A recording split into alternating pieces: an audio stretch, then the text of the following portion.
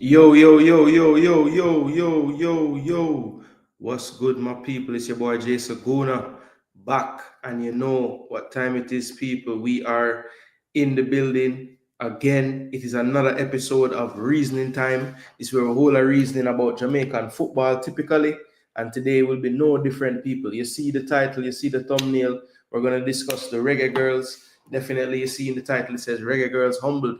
And I want to talk about the window, see where we go from here. It's not a good look right now based on what we saw in the games against Mexico. And we just want to analyze and see, what we can look forward to as we move into the next phase, which would be World Cup qualification in October. And it's not looking like it's going to be the most easy situation for us to get back to another World Cup. So we're going to discuss that. Next, we're going to talk about the Unity Cup being confirmed finally by the JFF. We had seen it other places all around the place, Ghana Federation, Nigeria Federation putting out statements about it. We saw a website up as well, a Unity Cup website with the teams and everything. But today we did get something from the JFF, so we're going to look at that, see what that says, see what that means, and also the Gold Cup draw is tonight, and we're going to see where that could factor in with this Unity Cup as well. And then the last thing that I want to talk about tonight before the show is over, or today I should say, or tonight, depending on where you're watching, is the JPL Blackout. And what I mean by that is currently Sportsmax, the provider of the live matches, has put a freeze on showing those matches due to, from my understanding, a contractual agreement. And we're going to discuss that towards the end of the program and try to figure out, how we got here, how could it have been avoided and things of that nature. And if there is any blame to be laid, who really deserves to get blamed for the fans being, missing out on the business end of the regular season, where teams are battling to avoid relegation, battling to get into the playoffs, battling for positions in the playoffs. You really want to be able to show your fan base that, and of course, to lead them into the playoffs so they can start to familiarize themselves some more with the players and the teams, because this JPL season has had a lot of player movement.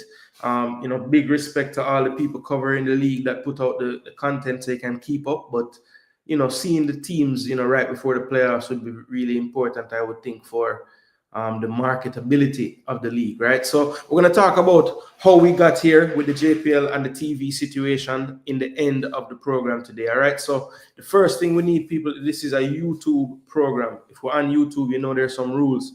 You have to please do like the video. That's very important that you drop a like on the video. It's the best way for the channel to get, or for the content to get more visible in the algorithm. So please do drop a like on the video, all right?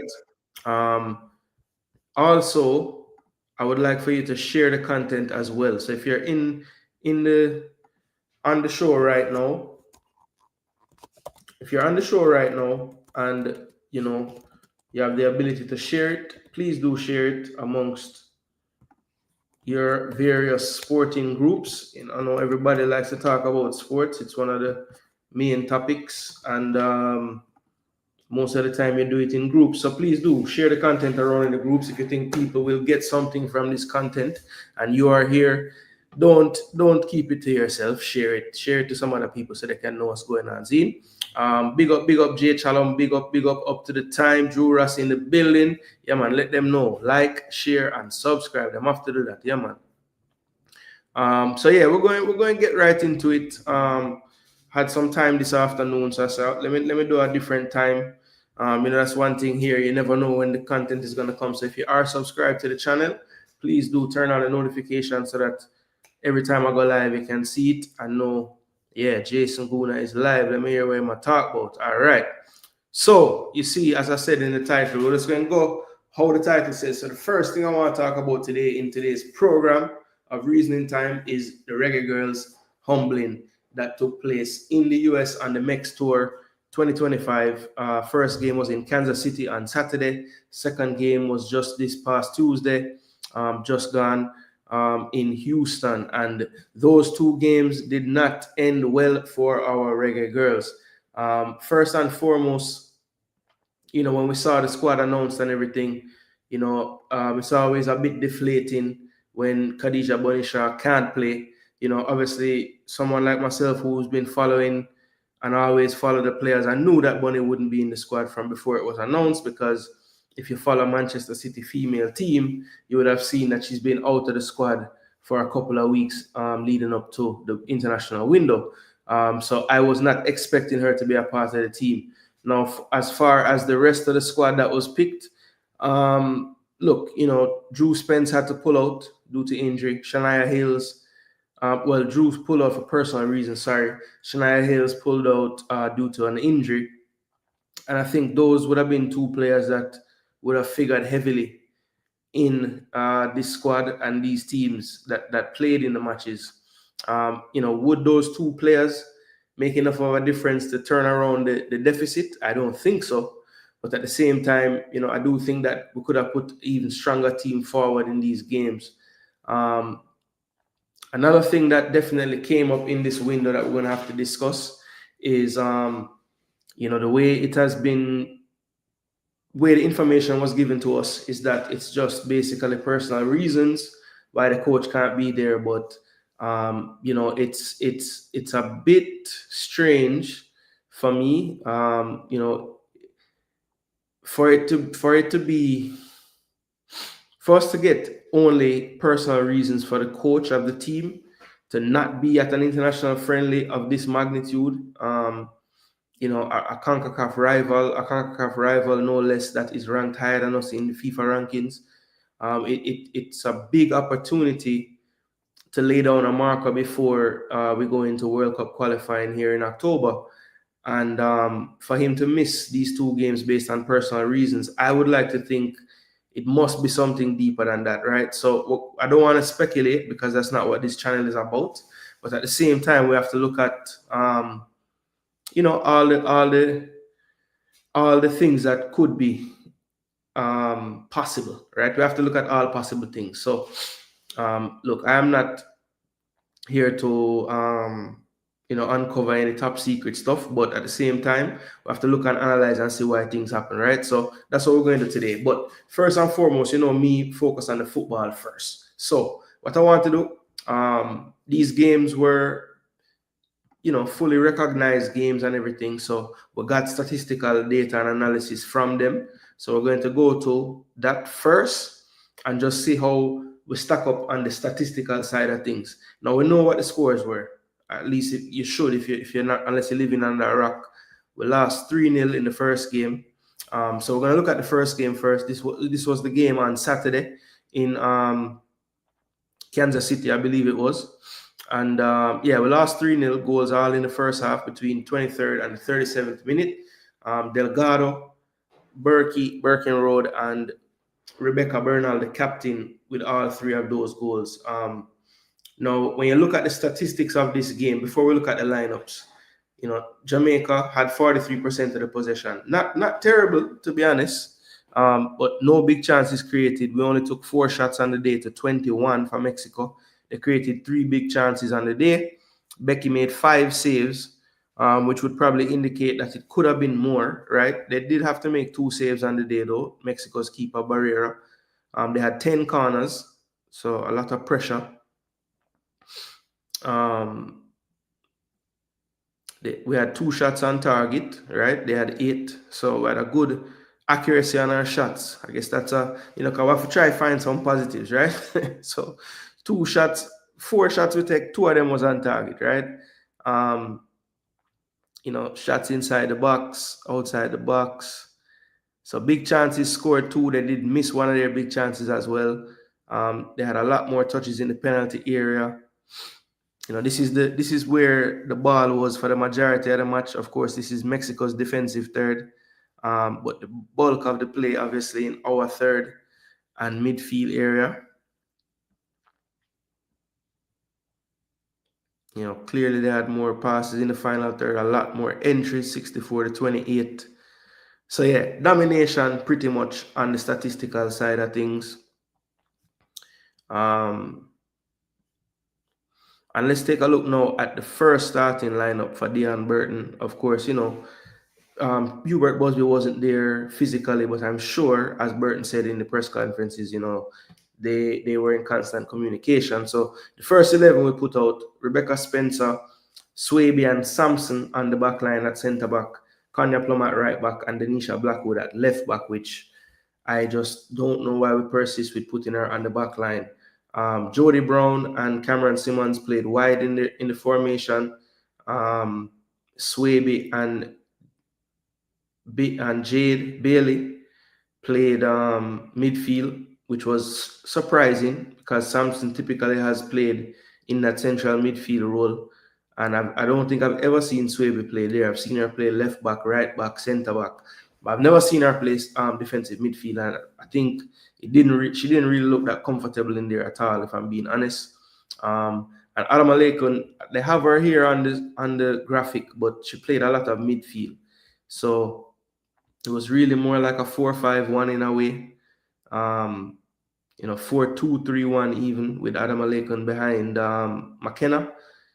So that's really what it looked like to me. 4-4-2 sometimes was the posture when we were not in possession, but in possession it looked more like a 4-2-3-1 to me. Then on the Mexico side, Isi Barrera in goal, Bernal and Bernal at centre back.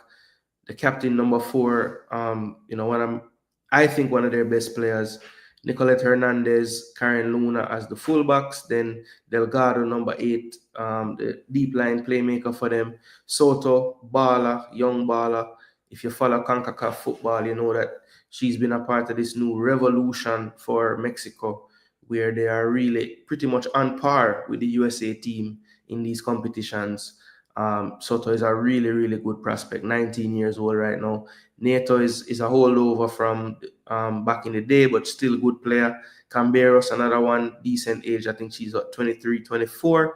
Ovalle, probably the star of the team currently. Liz Ovalle, she is 25 years of age now. She played really well in the first game.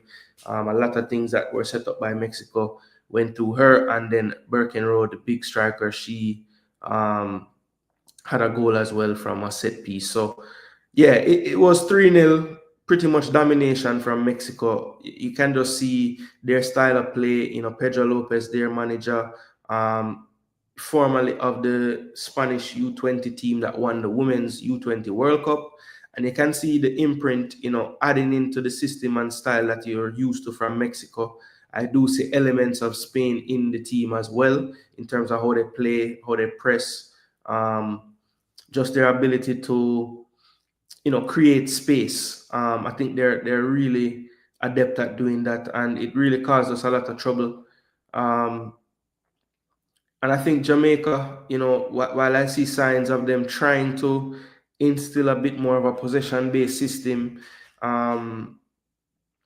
if we have to find a better balance right now in trying to clean up some of that style of play that we may have, and still be able to stay in football matches, because currently it's just not working out, right? And I think we have gone, I think in the past with this Reggae Girls team, we got some results at the World Cup due to what I would call pragmatism. There was a very pragmatic style employed by Lauren Donaldson, and a lot of people beat him for that. But at the same time, I don't know if we can just go from that to all the way trying to be this front foot progressive team against all teams. We played, where did we just play? Was it Peru? Yeah, against a team like that, yes, I wouldn't mind to see you experimenting with some more progressive tactics, proactive tactics. But, perhaps in a game like this where, and maybe it's the fact that we need to be more humble in general, because maybe we don't think that Mexico is a team that we need to have this level of pragmatism against. But I think on the balance of what I saw in these two games, there is quite a bit of a gulf in how the two teams play. And, maybe we need to start considering Mexico in that same realm of the USAs and the Canadas in terms of how we approach playing them. I don't know if I'm jumping the gun here, but for me, 3-0, 4-0 in 2 games, that would suggest that this team is some level better than you, right? And if that's the case, you need to come up with a strategy where you can stay in the game when you face them. It can't be just about what we're trying to do to implement whatever we're trying to implement. We have to be able to not get embarrassed as well. And I would say that these 2 games, for the most part, were embarrassing. I think there were some spells in the second half of the second game where maybe you could say you saw some semblance of something. But even in this game right here, the second half, I didn't really see where Jamaica, turned up anything so much. I mean, yes, they didn't score in the second half or the second half, but I thought in this game I didn't really see much difference in the second half from the first half. Where I did see a bit of a better looking game in the second half of the second game. I don't know if you guys in the comment section agree with that, but I thought the second half of the second game was probably the only spell where I was like, okay, this looks like something, right? But it took 3 halves for me to see that out of the 4 halves that they played in this window. And I have a few questions that I asked in the description for the video, and it's basically it's basically all about it's basically surrounds about Busby being the right man to lead the squad going into the World Cup qualification and everything. And what do you guys think needs to change? Like, what's the main thing that needs to change moving forward? Do you think that it's an issue with the pool of players? Do you think that it's a selection issue, or do you think it's more down to the coaching? What do you guys think in the comment section? Let me know. Because I am kind of on the fence as far as Busby is concerned, because when I hear him speak, I like the clarity in his messaging. I think that it is a clear understanding of what he's trying to do in terms of his plan and his goals. But sometimes I wonder if his plan is more of a TD's plan, technical director type of plan, than a coach on the day trying to win a football match. I don't know if anybody else get that sense, but he speaks in general, a lot of general terms, like in terms of I mean, of course, you can't get like pinned down tactics on a press conference. I wouldn't think you want to give everything away, but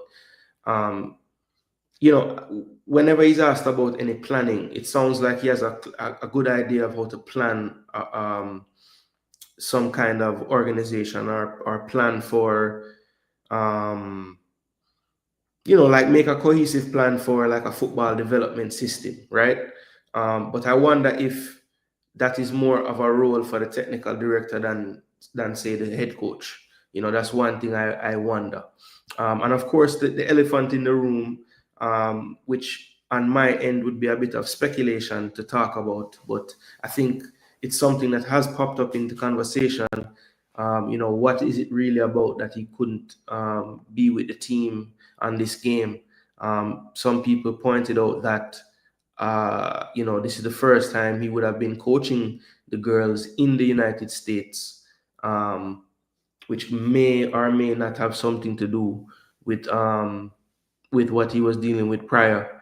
The allegations made against him and everything. So that's something that's out there in the atmosphere that people may or may not want to talk about. As I said, I don't have anything more about that particular matter if that's the reason, but that's something that has been floating around in the sphere of the conversations, right? Bless up Joseph Brown, Wagwan, Tycoon, big up my brother, Wagwan. Charles Brahma say, yo, yo, yo, yo, yo. That's the slogan, bro.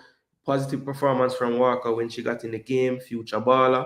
All right, so Charles Brahma say, that's a positive he got. Jade Bailey couldn't move. Yes, that's something I've noticed with Jade every time we've called her. I mean, clean technically and everything, but make her move left, right, back, forward, it seems like a struggle.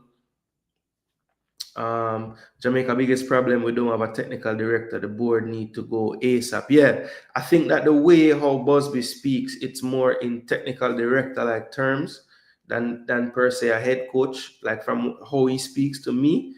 But because in game, I feel like he's it seems as if he's very focused on what he wants us to do, but I don't think he has found the balance of how to stop whoever we're playing at the same time. So it's like he's beating. Try, I want to play this way. I want to play this way, but at the same time we're conceding goals left, right, center, conceding chances left, right, center. So yeah, we have to find a balance between the two. Bless up Melsha Walker. Big up, big up, big up. No disrespect to Busby, but top women teams in CONCACAF have elite coaches. Emma Hayes, Pedro Lopez, and Casey Stoney. We need to find a coach in an elite system who hasn't had international coaching.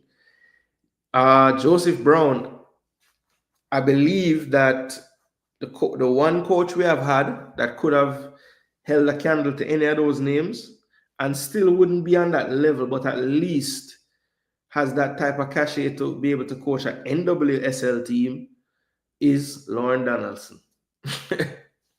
But Lauren Donaldson didn't wish to play the political game, and so he was forced to he was in an untenable situation, so he had to get out of it. His contract was not renewed because of what had become an untenable situation. Maybe giving that coach an opportunity to coach internationally might entice them, but then the JFF history of meddling might turn them off. Exactly. And I think that's what turned off the coach because, as much as everything that happened was kind of silly with the whole situation with Miss Walker Brown and the bus and all of that, it's just it was all of it was a kind of stupid because that whole situation that happened, it's like an ego thing because why would Elaine Walker Brown insist on being on a bus with them if there's any kind of like all of that just seems so avoidable.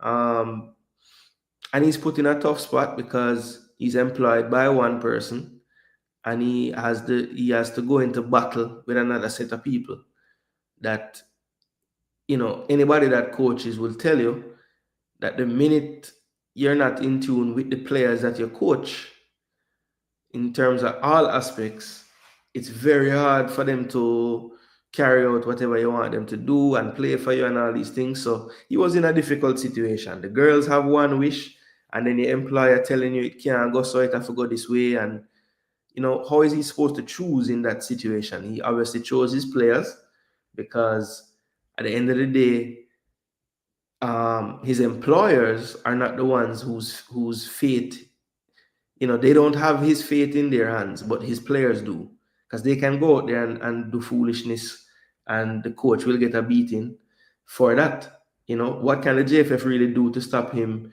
from future employment, especially knowing that he can always be a club coach in the US specifically, where his reputation is top notch. So they can't really hurt him in terms of seeking future employment, but his players could potentially because they're going to look at results, his future hire. Then we're not serious about competing in CONCACAF as everyone else is doing it. It's the same thing on the men's side. We're falling behind rapidly. Yeah, look. Yeah, because I think when you look at what we typically pay our coaches, maybe it's a bit below, the standard of some of the coaches that are hired by other when you look at the likes of Aguirre, for example. Aguirre has coached in La Liga, Mexican national team, he's coached a lot of places. So, they can probably afford to pay coaches of that caliber. So I think we're behind the eight ball a bit with what we can probably pay the coach. Probably could afford to pay a coach a lot, but then I worry that it would hurt our ability to do other things as a federation. So I get it. I guess it's part of the reason why if we get a coach with any name recognition, typically they're past their prime. We're not going to get a young coach that's known worldwide. You know, I don't think it's really possible financially. But you never know. You never know. You never know. But I agree, Joseph Brown. We have to try compete on every level, and that's one of the levels to compete on. The actual coach where you get. We need to swallow our pride and go back for Lauren Donaldson. I think we should. I mean, I don't think it's such a. I don't think that. I mean, yeah. Look, it's if it's about pride, hiring who we hired now, it was very bold based on the allegations that were against him. And I know you don't want to you can't be judge and jury in the public. If something same situation with Mason, we want to be able to forgive. Obviously you can't forget, but what are we really forgiving if it's just an allegation? It was never proven. um so it's a tough situation, but yeah, I don't think pride should play into it if they hired Busby. You know what I'm saying? As I know it's a different type of pride, but it's kind of the same too. Top teams in CONCACAF have more elite players than Jamaica. Jamaica only has one. Okay.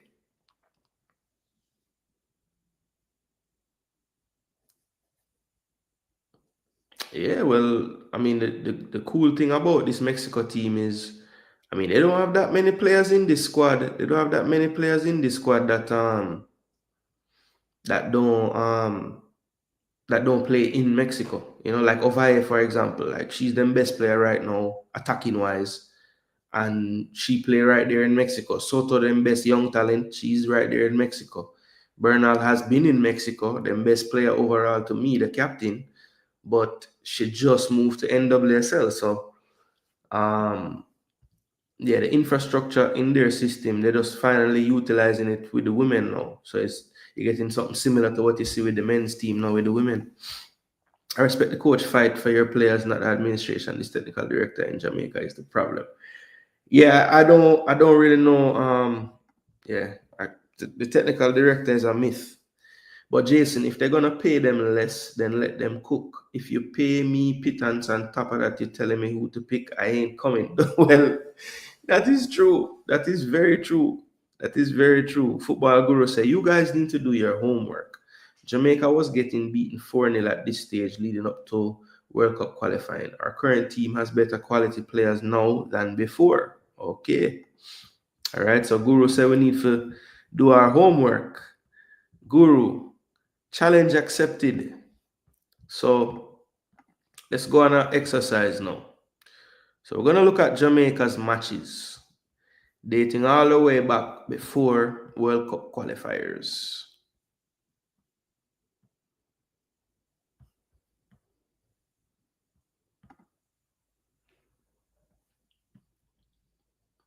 Olympic qualifying. So where it gone again?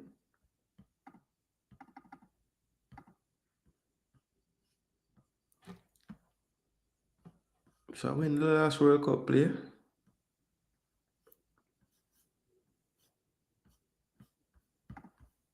2023 or 22?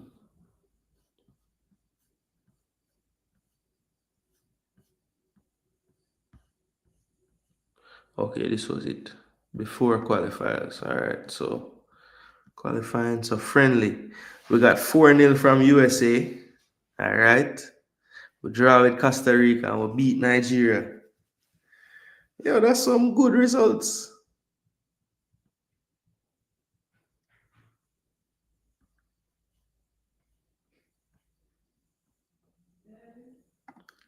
And we had better players, right?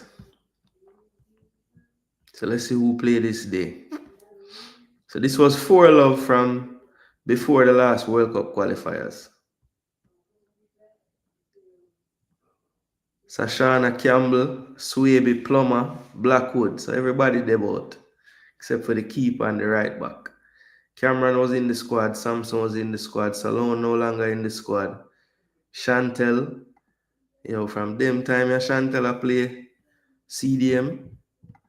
I'm saying I never see it before, but it still not look good now. It still not look good now. Yo, why this thing up on the screen, star? Jody Brown and my girl Matthews up front, China. Bench, McKenna, Wilshire, Miss Tierney star. Peyton, still there about. Shania should have been in this squad. Sade played. Becky was on the bench, she played. Jameson, can't see her again. Satara Murray, still a play in England.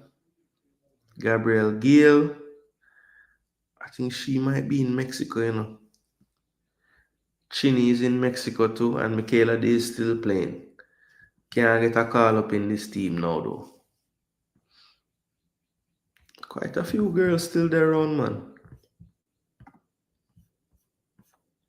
So that was, so I'm guessing that's what you were talking about, getting that 4 love there. Well, just goes to show.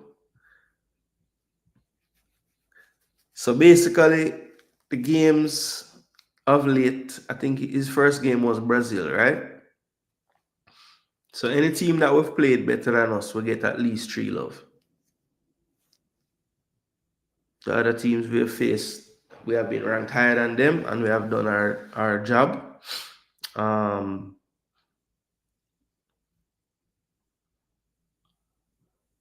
I mean, to be fair, I think at the time of facing these 3, they were top 10. So this is the first team we face, 29th or 20 something. And we got 3 and 4 love from them. So the first game we looked at the players. The second game now, let's see. So to start up this one.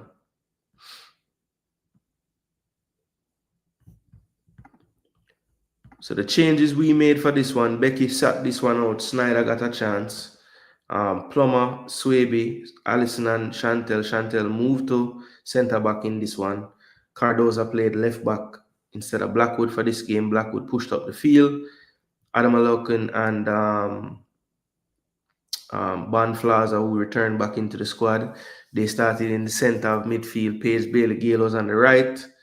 Jody Brown and Trudy Carter kind of played up front, and it looked like Trudy was playing higher up the park and Jody was a bit behind for the 4-2-3-1 setup. So that's how they started the first half. Sydney had a nightmare. I think she had definitely one that led to a goal directly. But other than that, just really looked a bit poor. A lot of clearances not coming off right. Some of the shots that beat her reaction looked a bit off. Just overall a really bad return to the national team for me. The entire backline struggled in the second game. The Swaby sisters, Plummer, Cardoza, they all had trouble.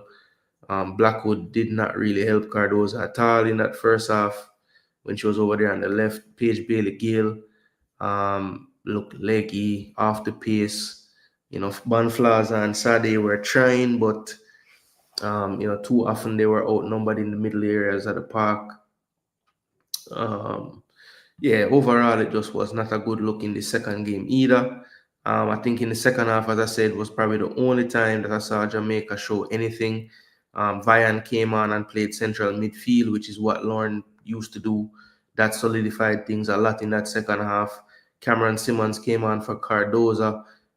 Blackwood went back to defense, which I guess if she's going to play attacking and not help the left back, and she has to be on the field, it's like in her contract that she have to play every minute of every game. So they moved her to left back. Simmons went out on the right, I think, and I think Trudy came out to the left to start the second half. Kiki came in to start the second half of the second game, and she played centrally behind the striker, pushing Jody wide. And it looked better instantly with that setup. And then it looked even better when Carter came off, and as someone said, up top Walker, to me looked a bit off the pace in terms of just maybe the level. She isn't quite at the level yet, but you can see the potential. You can see she has some explosiveness to her movement. So I think once she gets more reps at the pro level, I think she'll be a decent player for sure. Tiffany Cameron came on for Swaby. and that pushed Kanya Plummer into centre back, which is where I thought she looks way better. If she's gonna be in the team, I do not like her really on the right back side. I think she struggles with pacey players. I think Ovaye had a field day with her. She couldn't get close enough to her to really stop her on any occasion. So, yeah, I think hopefully these are some of the things that the coaching staff will be learning, because I don't think Plummer can play right back. I don't. I think she's a centre back, and that's really the only place she can play. But yeah, Cardoza, I felt sorry for her in that first half because she wasn't getting any help. Paige Bailey Gale was helping Plummer, but because Paige Bailey Gale is so leggy, she wasn't helping anywhere else. She was basically on top of Plummer the whole first half, trying to make sure she don't get overloaded. But she didn't provide anything in terms of with the football. Just was too slow. She did make an error as well. So it was a lot of things going wrong. Naya was left out to dry on this side, not left-footed, so already put under some pressure there. And the nature of the way Mexico play, they're not going to give her much time on the ball. So it was tough for her out there. I know the stats won't reflect it, but I thought Sade in both games was probably the one main positive for me. I was very surprised how easily she slot into the deeper role in midfield, especially in possession. I think out of possession she has a lot to learn if she's gonna play that position. But I did like how she was on the ball, receiving, under pressure, turning out of pressure, releasing wide, dropping it back deep if that's the right play. Just overall, just making the right plays in midfield. I think she definitely aided in us having more possession in the games. In that second game particularly, we upped our possession a bit more. Still did not do enough, but at least in this one, the shots were more even.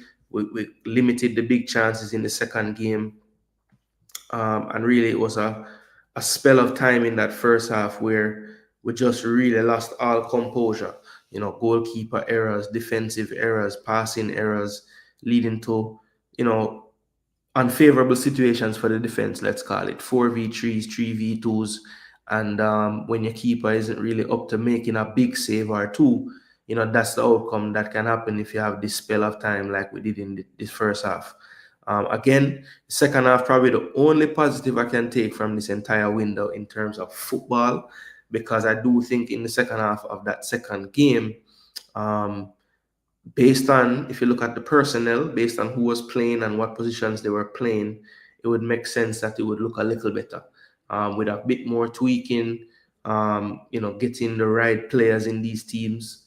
I was kind of surprised that Cox McPherson didn't get a chance, especially in that second game with the score being what it was. I figured she would get an opportunity to get a run out, but that wasn't meant to be. We did see Buckley come on late in the second game, get off a one shot, play some combination.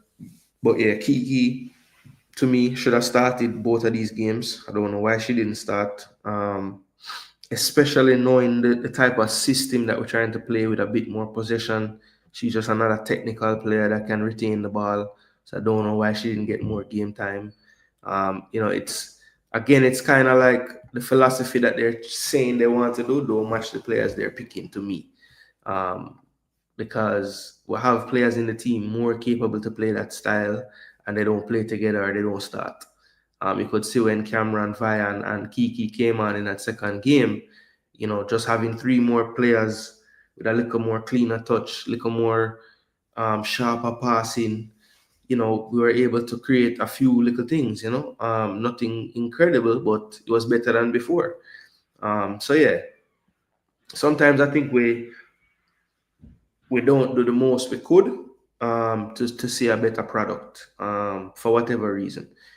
The just not putting the right pieces in the right places a lot of the time is one of the issues, and that's something that we dealt with here. I know preparation time was a big thing. The Mexicans as I understand, were kind of in camp for about, I don't know, a week or so before. We didn't really get all the girls together until match day -2, which would have been Thursday before the Saturday game. So basically, one training session and a walkthrough before the game, when they would have had probably double or triple that amount of preparation. So yeah, the usual things, right? We're not set up perfectly. We don't pick everybody that we should. We don't play everybody that we should. And on top of that, we're not prepared as much as the other team. So it's a lot of things going against us at all these times. And we just want a day where we have a level playing field in something, you know. Let us train as much as them at least, or something. Just give us one thing that it's the same as them and not worse. That would be nice. But as I said before, people, my questions really were, what needs to change for the performances and results to improve? And is Busby the right man for the squad?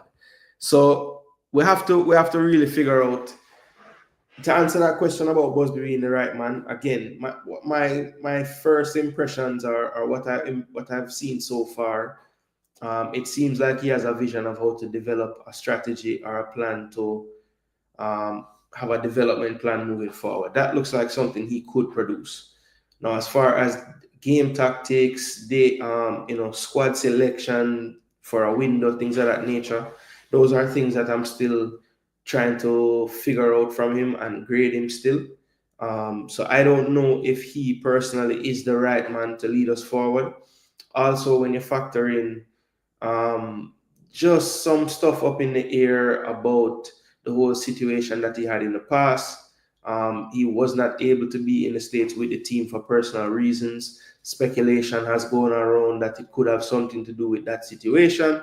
I don't know that. Jason Gooner TV is not saying that. Jason Gooner is not saying that. I'm just saying that that is something that has been floated around in various circles. So we don't know if that's something that's going to play a role. Now, we do know that a lot of competitions for the women's team will be taking part between the US, Mexico, and these places. So if that is something moving forward that's going to be an issue, then that is a big deal, because we know that the USA is a frequent stop for the Reggae Girls, right? For all kind of competition. So I'm praying that that's not what the situation is, and it was definitely something totally different why he wasn't able to be with the team. Hopefully, in the future, the JFF or he himself will let us know what was going on during this window, right? So we're not going to speculate, people. We're not going to speculate. Zine, we'll leave that for other folks to do. We will just try to get the information if we can. All right. So, look, overall thoughts on the window. A lot of work needs to be done. Dion Burton took over. Dion, rate you, my boss. I was a part of that whole qualification campaign in terms of being a fan as a teenager growing up, and I will always have the utmost respect for your boss. When they punt you on the sideline during those two games, you had this nervous look on your face. It was so plain to see that you looked a bit worried about everything.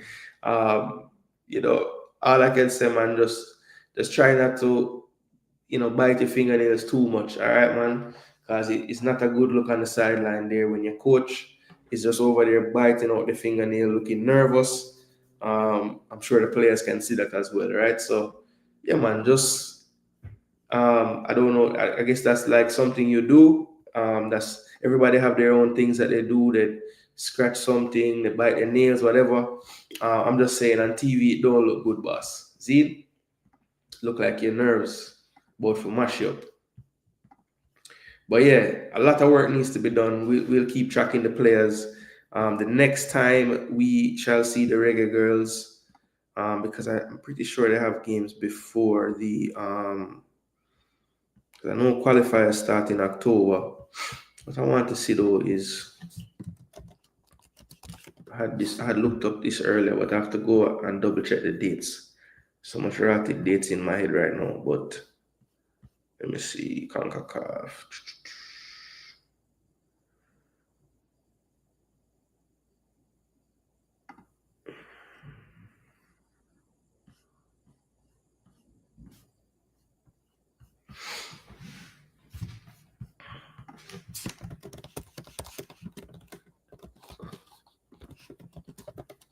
I try to check something, people. I'm gonna come back to the comment section. Please do smash the like button, people. Share and subscribe. Jason Gooner TV, you know, we are here. All right, road to 2027.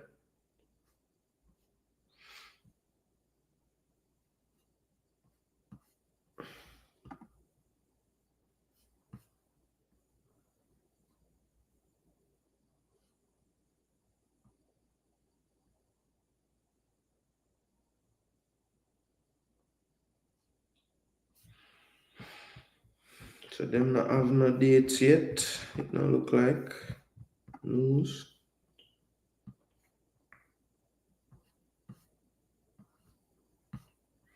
So this is all the way back in. This is a long time ago.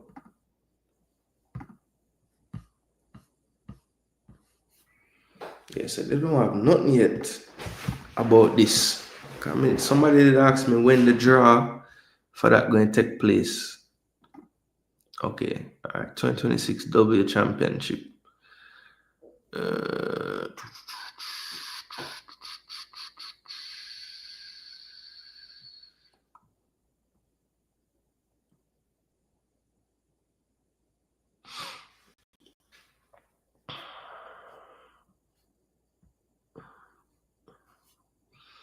So 2026.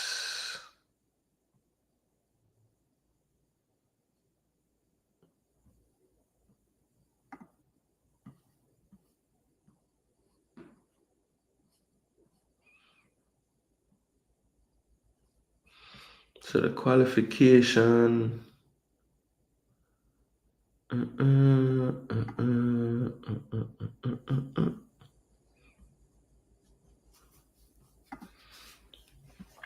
right, here we go. All right, so this is it, people. I'll show this on the screen. I'm checking with the comment section first. If I'm an up-and-coming coach, I need a talent pool to prove myself. Jamaica will be very attractive at a reduced cost, but it would have to be hands-off in every way. Good luck with that, Joseph. Having good players without a style of play or a system that don't make sense. We need a technical director. ASAP, Tycoon. I agree totally. Bless up, says DJ Gigs. What go on, my brother? Good players on paper don't win your games. We need a system. Real Madrid is an example. Best players don't mean you can win easily. That's a fact. Drew Spence was injured or something. No, she left the squad due to personal reasons, Gigs. Personal reasons. That's what the JFF basically reported. Teams need major overhauling, need younger midfielders. Tiffany, Jody, and Trudy might be young, but they're old in the team. We need understudies for the Swabies, not seeing enough of the new recruits. That is true, Joseph. Same old, same old. I mean, when I look back at that 4-0 from USA before the last round of qualifiers that we got, it's about, I'd say about 12, 13 of the players still in this squad now. What's the best 11 when everyone's fit and available? That's a damn good question, Irie Vibes. All right, so let's just do that real quick. We're going to do it fast. Spencer in goal, everybody agree? Let me know everybody agree with Spencer.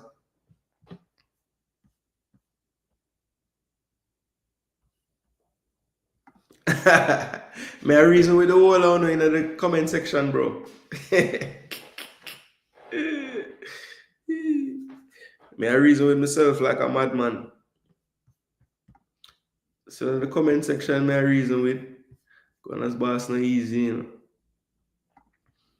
All right, so I don't remember who did ask me this, but them did ask me when the World Cup qualifying draw a keep and all them things.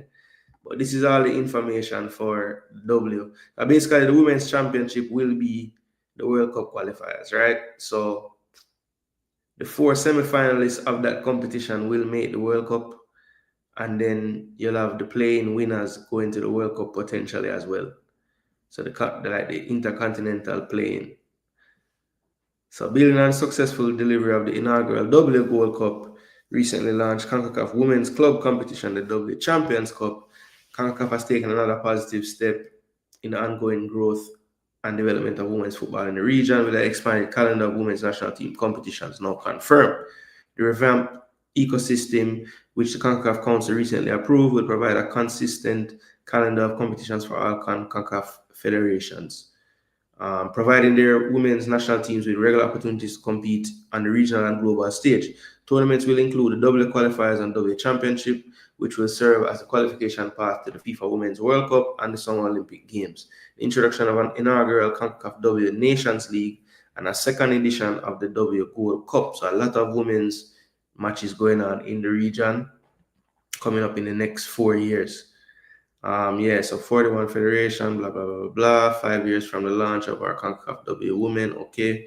So this is basically how it's going to work. Obviously, you have week 1, week 2, that's October and November window, then February and April of next year, that's 2026. That will be the last 2. Then Jamaica will be in one of these qualifying groups. If they win the group, there'll be 6 groups. They have to win the group, and then they go into the CONCACAF Women's Championship. Top 2 ranked teams will go automatically. That will more than likely be USA and Canada. We'll be placed in a group with some teams, and we have to win that group to get into the championship. Now, once we get into the championship, literally in November, there's a window to play this championship. And one win in that, because it's a quarterfinal single leg knockout, one win in that first quarterfinal match puts us into the World Cup proper. So that is basically how we get there. So when is the draw?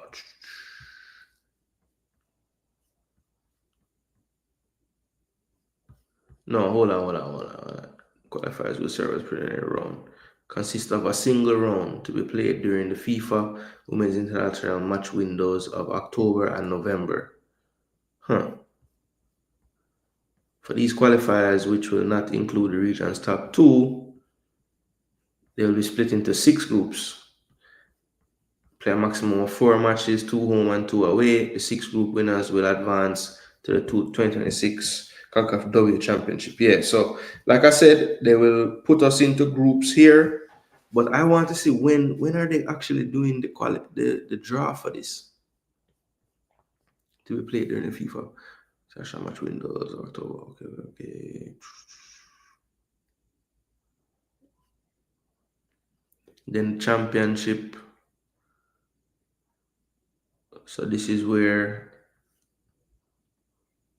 So it's a 5-round direct elimination knockout style.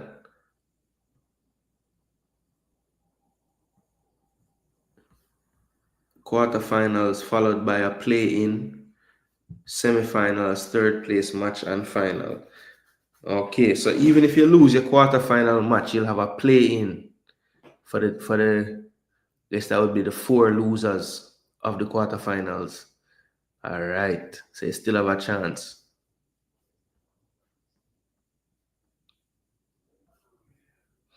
So basically, once we reach there, our opponent in the quarterfinal will be based on ranking. So I think right now we're the 5th ranked team in CONCACAF, or 4th. I think we're 4th. I'll have to check. The 4 matchup winners go straight to the World Cup. The 4 losers will progress to the play-in, where they will face off for CONCACAF's 2 remaining slots. All right, this is based on the Confederation slot allocation. Okay, so yeah.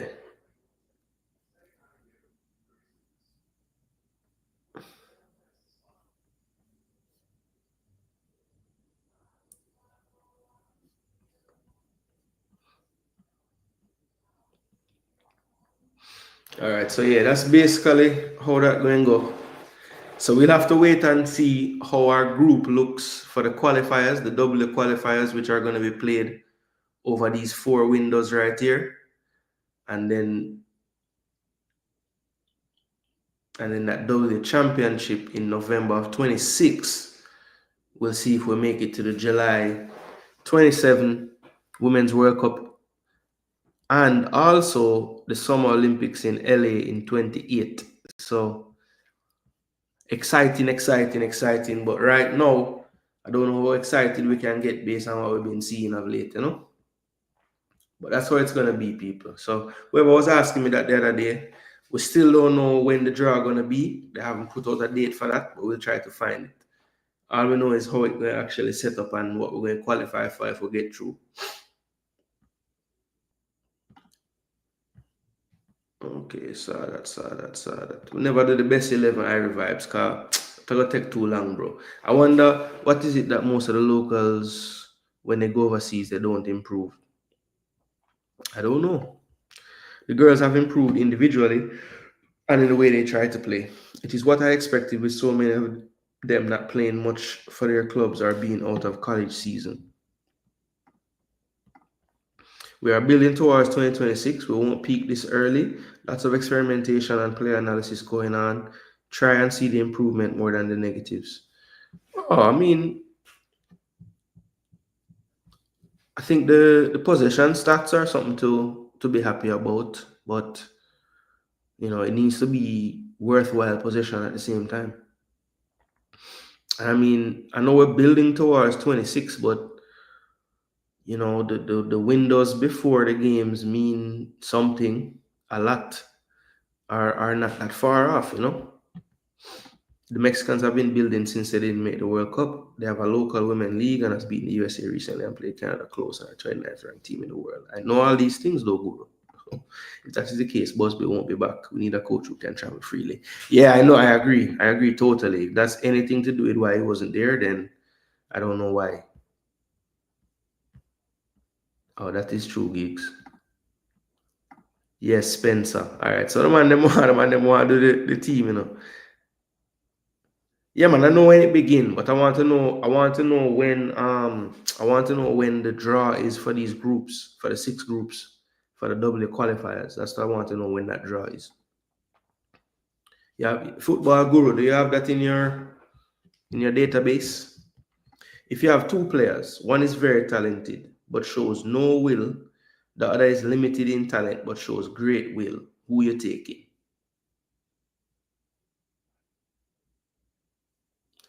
One is very talented but shows no will. The other is limited in talent but shows great will. Um, you see, because me personally believe in my ability to motivate. If me I coach a team, me I take the talented one. I may have figure out a way for get through to him brain so that him play with more will. That's just me though. That's just me though. I'm gonna take a chance on the talent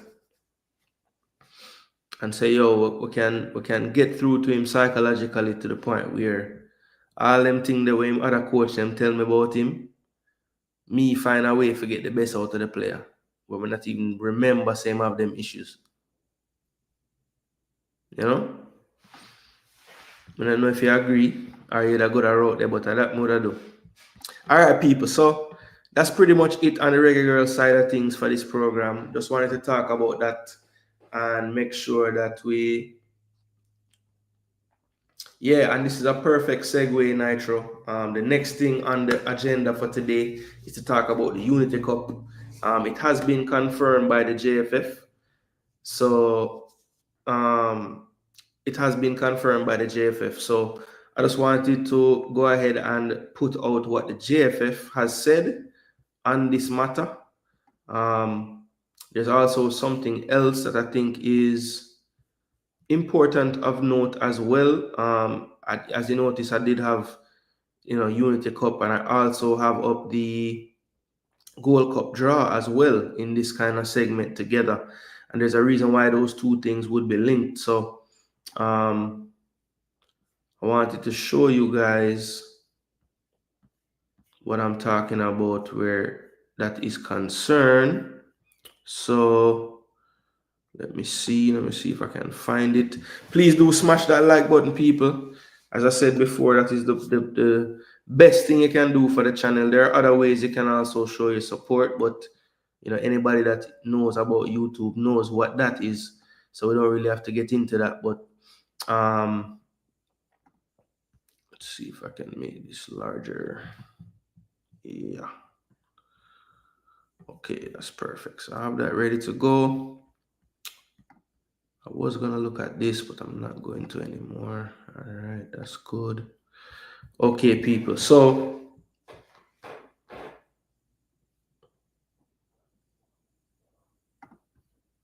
The draw doesn't matter. The top seeds will be USA, Canada, Mexico, and the second tier, Jamaica, Costa Rica, Haiti, and Panama will be fighting for the other places. No, but I mean, USA and Canada won't play in the qualifiers at all. So Jamaica will probably be in pot one because it's 6 groups. So there'll probably be 6 groups, 6 teams in each pot, more than likely. So I'm just curious to see what it's going to look like. That's all. The 2 home games, 2 away games in those windows. So let's see. They have to have a draw for it. So I'm just curious. That's all. Will always beat out talent in sports.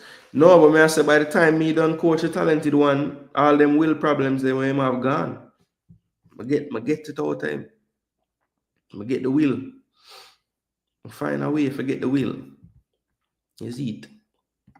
But I agree though. I mean, if all things being equal, the will probably make the difference, you know.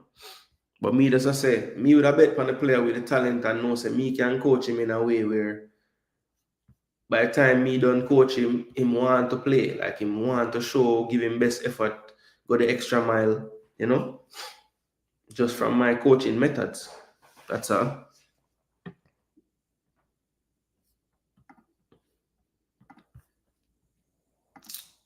All right, so let's move on to the Unity Cup, which has been confirmed, as I said before. Let me get the press release up.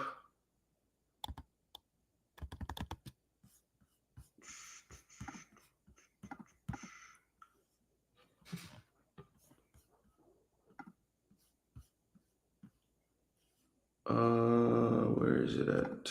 There we go. All right, so we have the Unity Cup press release, and this was put out by the JFF today. So let's just get it up on screen so you guys can see it. Those who haven't as yet.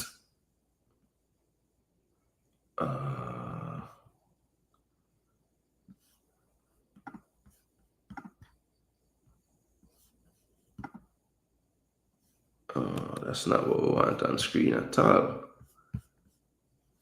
We don't want that on screen, people. Let me get the right thing on the screen. Give me 1 second. All right, yeah, that's what we want on screen. We don't need my yeah man. Once Coach Gooner deal with them, man. I say, yo, another same player that well, I say quickly run through the team. All right, before we do that then, come did say I'm gonna do it. So Spencer at goalkeeper, Taylor Hines left back, and people, this is gonna include players where maybe don't have them passport yet. Because I know them people are forward. Hines at left back. At least I don't know, but we're gonna have wishful thinking. Hines at left back, right back for me. I'm gonna leave right back for now. Center backs.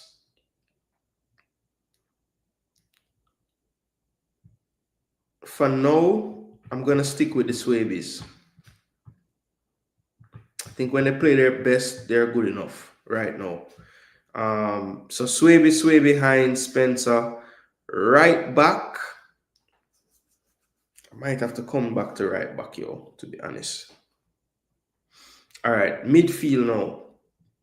So me personally, she not do nothing wrong to me when we see her play. So Vian Sampson in the midfield.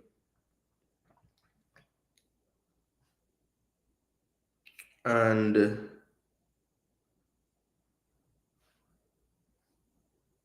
all right, so 4-2-3-1. Vian Sampson and Mimi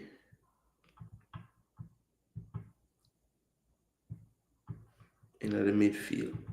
Good balance. One can cover the ground a lot. One more kind of stay in that positional area. Mimi have a little more freedom to roam. Vian more want her cover.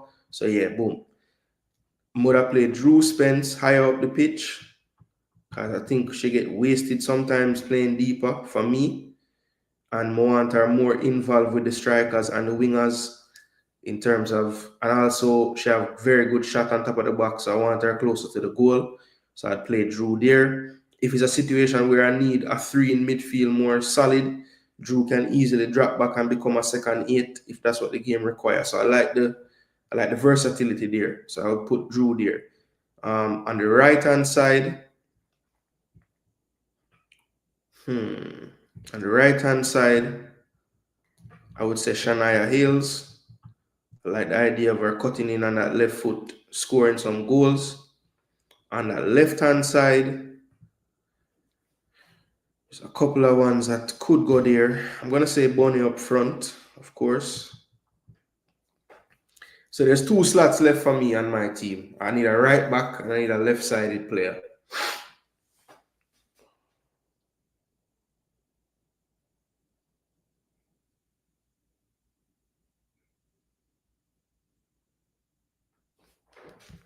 Samson has 6. Yeah, what's the deal with her though? Is she still like away from football or what? Because that's why I can't put her right back. She's my favorite right back, but I don't know of her. Yeah, I don't know. Jade not showing me enough mobility, bro. Honestly. And you know I'm not a person who needs speed all the time, but it's to the point where she don't cover the ground fast enough, man. Saleh Washington right side. I was gonna say Saleh on the left, but for me it's between Saleh, Kiki, really Saleh and Kiki, honestly. Even though I might like Kiki more as a 10, but I think Spence should play over Kiki currently. Tiffany's another option for the left. Drew is getting old and slow. She isn't going to last until November 2026. Or was a few months ago. Yeah, I figured it was family related. Yeah, figured it was family related.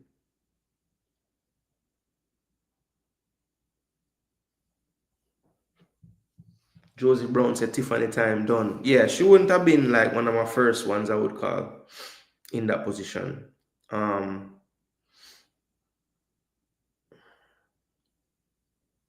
I mean, Soleil should be good by then. So I'm gonna say Soleil. Soleil on the left. So my team right now, like if I was playing a game next week, or no, not even my first World Cup qualifier game. Everybody fit, everybody have passport, we're up on the fence and don't get it yet, all of that.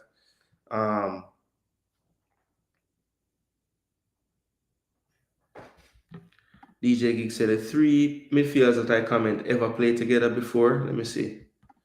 Drew, Bailey, and Samson.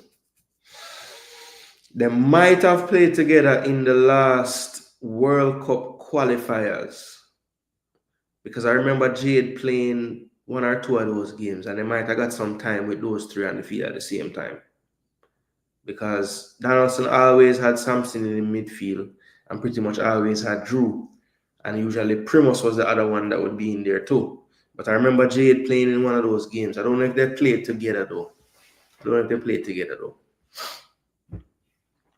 But I remember being very excited seeing Jade play in her limited time in that window. But I know after that she got injured again and she has kind of been falling down the ranks in terms of her level, club level and stuff. And it's mainly because she can't keep fit. From what it looks like, she can't keep fit long enough. And the past couple of windows, she just has looked a bit leggy to me. You know, her and Paige Bailey Gale, they're both looking slow to me.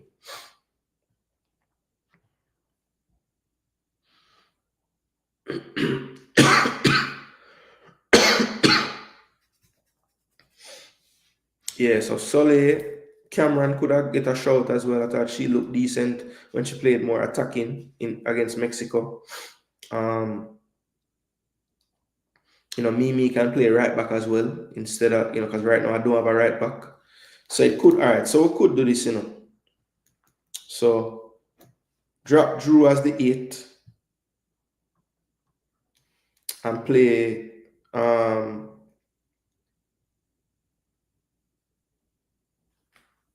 Sade as the 10 or Kiki as the 10. We still don't have a right back though. Who I should play at right back? Man, you keeper bug.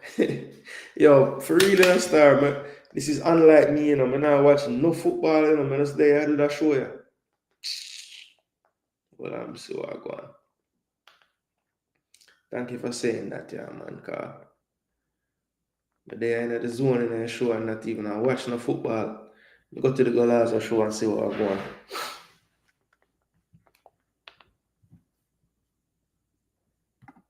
Drew time almost up too, but she offers much more than Tiffany.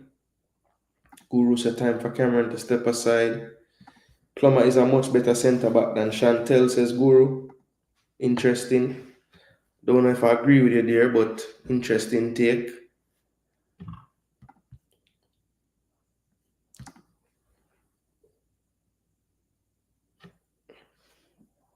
Man, you get a little dirty goal.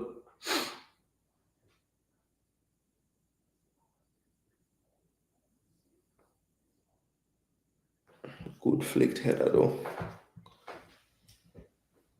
Rangers have a red card. Damn. Spurs 1-1. Expressions probably ball when them concede first. Frankfurt, fire. Oh, good finish. Frankfurt have a next Marmouche. Man go forward and cut in just like Marmouche a while ago. Oh, I can take that. Big ball, eh?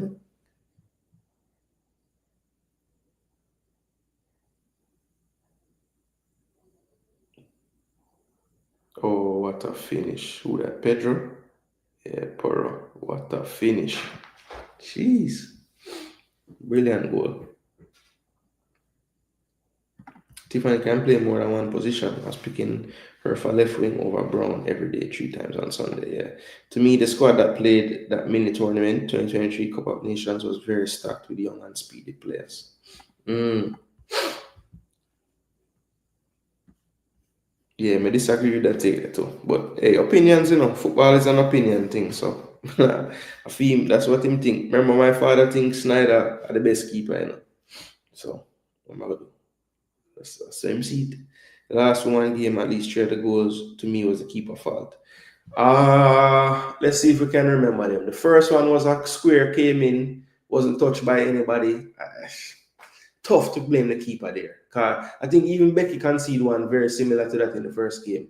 Of I just have that curling ball to the back post. If nobody don't touch it, can still go in the goal type of thing. So that was one. The second one was the one where she just passed the ball to the other team. So yes, that was her. The third one, I think, was the bomb with the right foot to the near post. She reacted a bit slow to me, but the shot was really hit well. So I think that's a 50-50 one. I mean, you shouldn't really get beat near post there, but the way she put that ball was crazy. Top 90, right in the pigeon. So that was a good strike too. So I can't really kill her for that one. And then the fourth goal, I can't remember how the fourth goal did go. How the fourth goal did go again? I remember the first three.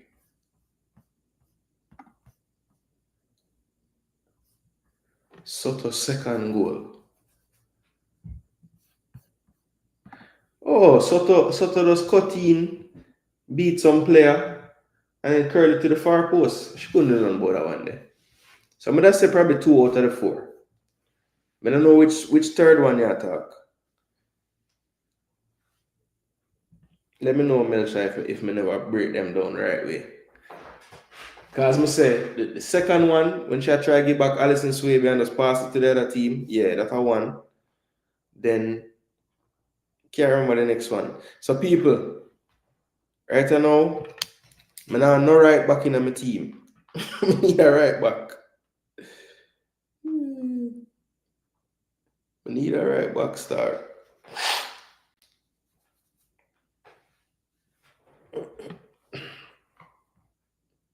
Yeah, man, a two. But a true one of them was so poor. And then you know what else too? There was other situations that she did that never cost a goal, but she cleared the ball right to them, or she put the defender who she passed to under some pressure. I wouldn't play Joey Brown either, but Tiffany time is up right now. I would play Soleil over them both.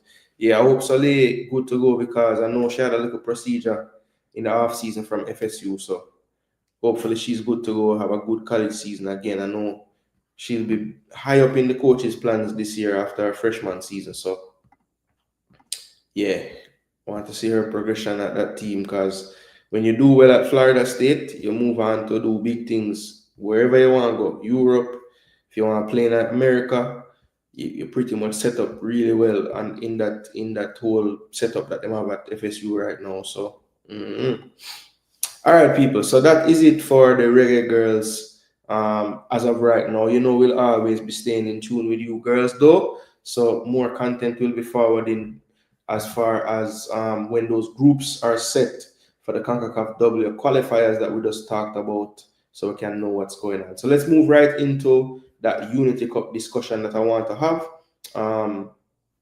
Let me go ahead and share the right screen now. So this is the press release from the JFF concerning the Unity Cup right here. All right, so we have it on screen right here, and I will read it to you guys. April 10, 2025, the Jamaica Senior Men's National Team, the Reggae Boys, will be participating in the 2025 Unity Cup, which will be hosted in London, England in May. The participating teams are Jamaica versus Trinidad and Tobago, 27th of May, followed by Ghana versus Nigeria, 28th of May. The winners will play May 31st after the two defeated teams play on the same day. Kickoff times are still to be confirmed and will be announced in the coming days. All games will be played at the G-Tech Community Stadium, home of Brentford Football Club. This will be the first time the Reggae Boys will be playing in England since June 2014 when we faced Egypt at Brisbane Road. President of the Jamaica Football Federation, Mr. Michael Ricketts, is looking forward to this event. Outside of North America, the UK has the largest Jamaican diaspora, and we are elated and thrilled to participate in this competition. We are eagerly looking forward to seeing the sea of black, green, and gold across London when Jamaica comes into town. It certainly will be a special event. The two matches will also serve as preparation for Jamaica heading into the World Cup qualifiers and the CONCACAF Gold Cup in June and July. Information on tickets will be released in due course. So that was the release from the JFF. You heard from the president of the federation, Mr. Michael Ricketts, that they are elated to be a part of this competition, and they know that the diaspora will be turning out in their numbers when these games arrive in London at the end of May. So it can be confirmed now after a lot of speculation, at least from the JFF side, that we are indeed in this Unity Cup, and the participants are indeed Trinidad and Tobago, Ghana, and Nigeria.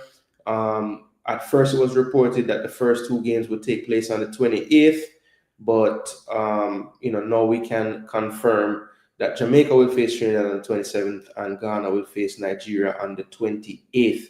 Now, the reason why I added in the Gold Cup draw as a part of this title for this particular segment is because when I did a bit of reading about the regulations of the Gold Cup, I saw one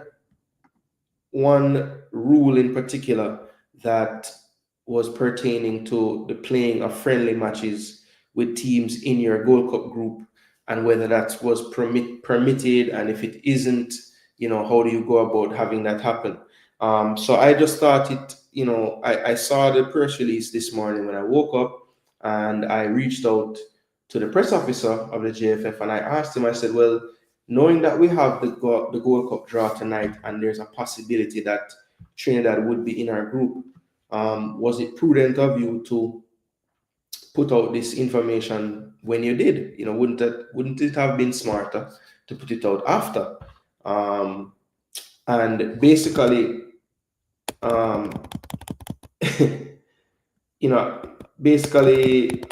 I was told to take a look at the rule again, where that pertains to friendlies and when they're allowed to be played and all of these things. So I said, okay, no problem. Let me do that. Let me do some more research.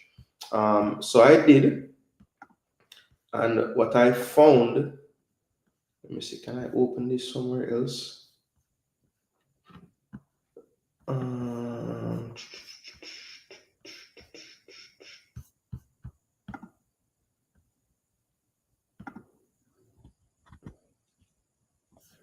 I think I should be able to now. Hold on. Should be able to do it directly from here. So.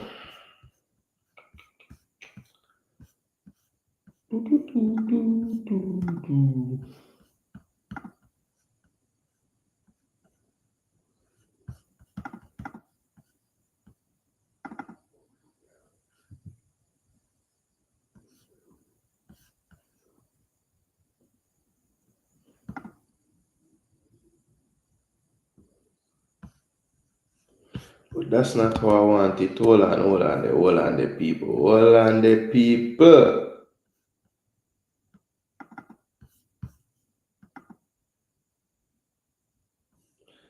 Yeah, that's what I want to do. All right. I got it now, people. Then can't hold me.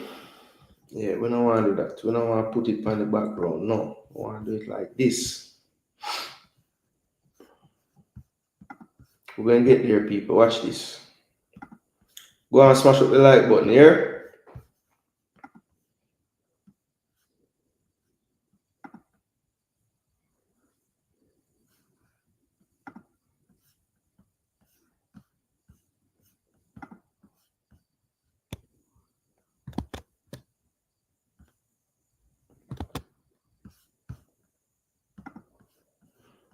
All right, so you can see that. It's a bit small, eh? All right, let me try this. That never help. Why it's so small?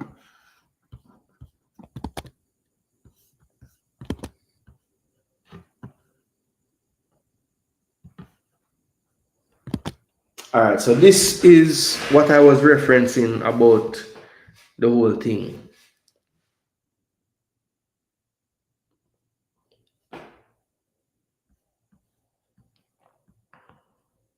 All right, so this is what would pertain to what I'm talking about. So if by chance, and this could be a moot point in a few hours, the draw should take place 7 o'clock my time here, 6 o'clock in Jamaica. I think by about 8 o'clock here, I should know what group Jamaica is in. So this could be all a moot point, but you know, forgive me. I am a stickler for details, right? I think that's why people might like to tune into my program, because they know I'm going to look at it from all kind of angles.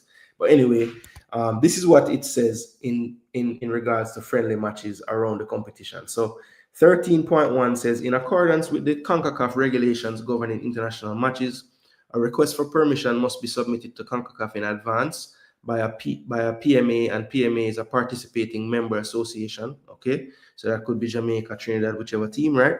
Concerned with an indication of the venue and the date of the planned match, the name of the opposing team, and the financial arrangements. In those cases where such special permission is granted, financial conditions and provisions as per FIFA and CONCACAF with respect to international matches will apply, right? So basically, layman's terms, that is saying, as long as there is some kind of permission after a request is submitted to CONCACAF by that member association, be it Jamaica, be it Trinidad, and they have the venue and the date of the planned match, it could be granted a special permission. So that's one. 13.2 says, unless CONCACAF gives special permission, the participating member associations in the competition shall not have the right to play friendly and or official matches in the venues and or markets of the competition in a period commencing 60 days before the start and ending 1 month after the conclusion of the competition. Such venue and or market is defined as 100 miles radius from any official stadium. So I think London would be fine there. In those cases where such special permission is granted, financial conditions and provisions as per FIFA and CONCACAF with respect to international matches will apply. So they make sure to put that in all of them, right? Now, 13.3 is the one that kind of, raised a red flag for me. And it just says simply in 13.3, once the groups for the competition have been announced and until the competition has concluded, teams in the same group may not play a friendly match against each other. And white raised a red flag was, and all these other ones they have put in, their special permission and blah blah blah. But for this particular one, it doesn't say anything besides what is said here. So I asked about that, and basically, the member of the JFF that's in the chat right now, Football Guru, kind of said the same thing, which is if we draw in the same group as Trinidad and CONCACAF says no, the tournament can still go on. African team against Caribbean team. So they would basically have to adjust the format of the competition or of the cup. As it stands now, the winners will face each other and the losers will face each other. It would have to turn into some kind of round robin competition where the Caribbean only faces the African teams and vice versa. And that way, we play Ghana, we play Nigeria, and there's no chance we could play against Trinidad. So that is a potential thing as well. Which, if it does so happen that we get drawn with Trinidad, I think the first step would probably be to have the team manager or the representation of the member association Jamaica, which would probably be General Manager Roy Simpson, reach out to CONCACAF and let them know about the Unity Cup and who we're supposed to play against, and they would try to seek that special permission.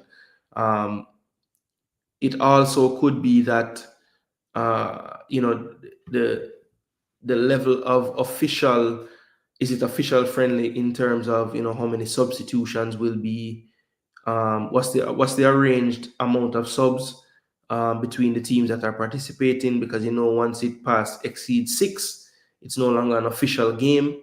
So does that count as well in granting permission or not? That's something that I'm not really sure of, but let's just say that I don't know if it's something that they're super concerned with, because based on the response that I received, it seems like something that would be easily dealt with just after communicating whatever you need to communicate to CONCACAF. But I would think in the back of their minds, they might be thinking as well, let's just not draw Trinidad tonight because, it's just one less thing to have to deal with. They have started to market the competition already with certain games being played on certain days. So if it is a case where, they're, for whatever reason, not granted special permission to play against Trinidad, then, hopefully the organizers of the Unity Cup don't have a big issue with, changing around the fixtures, that it's already been put out. Maybe that's a part of the reason why, as they said, there's no dates yet for the games, not dates, but no times for the games yet, and also information and tickets have yet to be released. That it could be that case because of the fact that they're waiting for this one little tidbit to this one little thing, this one little domino to fall before they put everything set in stone, right?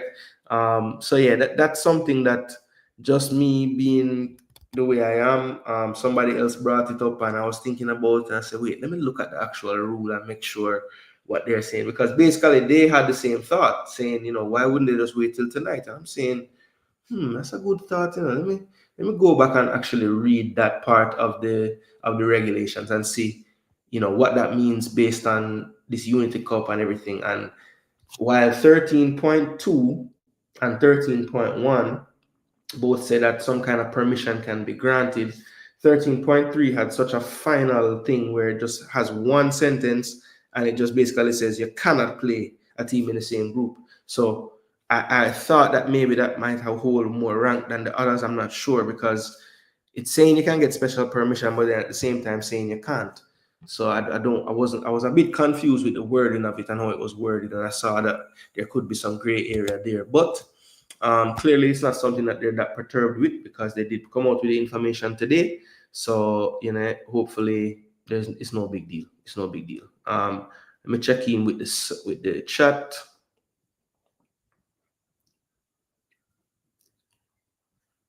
The keeper wasn't confident in the first half. That is true. Yeah, Yeah, Washington been out, I think. I can't wait to see the squad for these games. Yeah, Martin, that's basically the first time we talked about it. That's mainly what we were talking about. Like, who the heck is going to play these games based on when these leagues end? Premier League done 2 days before our game against Trinidad. League One Championship done a lot earlier. But if any of those players are involved in playoffs, they'll be done around the same time as or maybe a week prior to the Premier League, right? So it just depends on a lot of variables as to who will be available. And also with the World Cup qualifiers coming up afterwards, and then the Gold Cup qualifiers, the Gold Cup proper coming up after that, how many of these players are gonna just give themselves right after the season all the way up until potentially mid-July before going back into their seasons again. Also, we know it's not on the players alone. They'll probably have to consult with clubs as well. So it's just a lot to be going on. And my hope is that all the management staff, all the people at the JFF are constantly in contact with the players, with their clubs. We need to be making sure we can do everything on our end, communication wise, to make sure that the clubs are fully aware of all the plans. I don't want to hear anything, it was communicated that the clubs didn't know, or, we need to make sure that we're communication wise on point, like super on point. If you need somebody else, I can call people 24 hours a day and just tell them things and say, hey, listen, I'm calling on behalf of so and so. If it's a manpower issue, JFF, seek help, please. I saw Ethan and Bobby posted it. Maybe players want to play in front of their fans. That's a great sign, Chorus. That is a great sign. That's a great sign. I saw Brentford hosting it and I said, good. Ethan should be on board. Want to play in front of his club fans, everything. Hopefully. I hope the clubs release the players and they want to play. Yeah, that's they have to release them for the World Cup qualifiers, which are the week after. So I would think that they would be okay with that part. It's the Gold Cup part that's going to be the tricky part, I think, because that's a lot of time. That's just a lot of time. Most of our players will be on break. Just a few won't be. Okay. But of course, Ethan and Bobby play. Well, they might not play, but their teams play 2 days before the first game. But that's a great sign, though, that they're posting it. That's good. If we join the same group as Trinidad, okay, I read that already, Guru. Kind of switch up the format. Hopefully, Unity Cup organizers are good of that. No, Guru, right? I was joking, bro. I know you're not a member of the JFF. I just know people.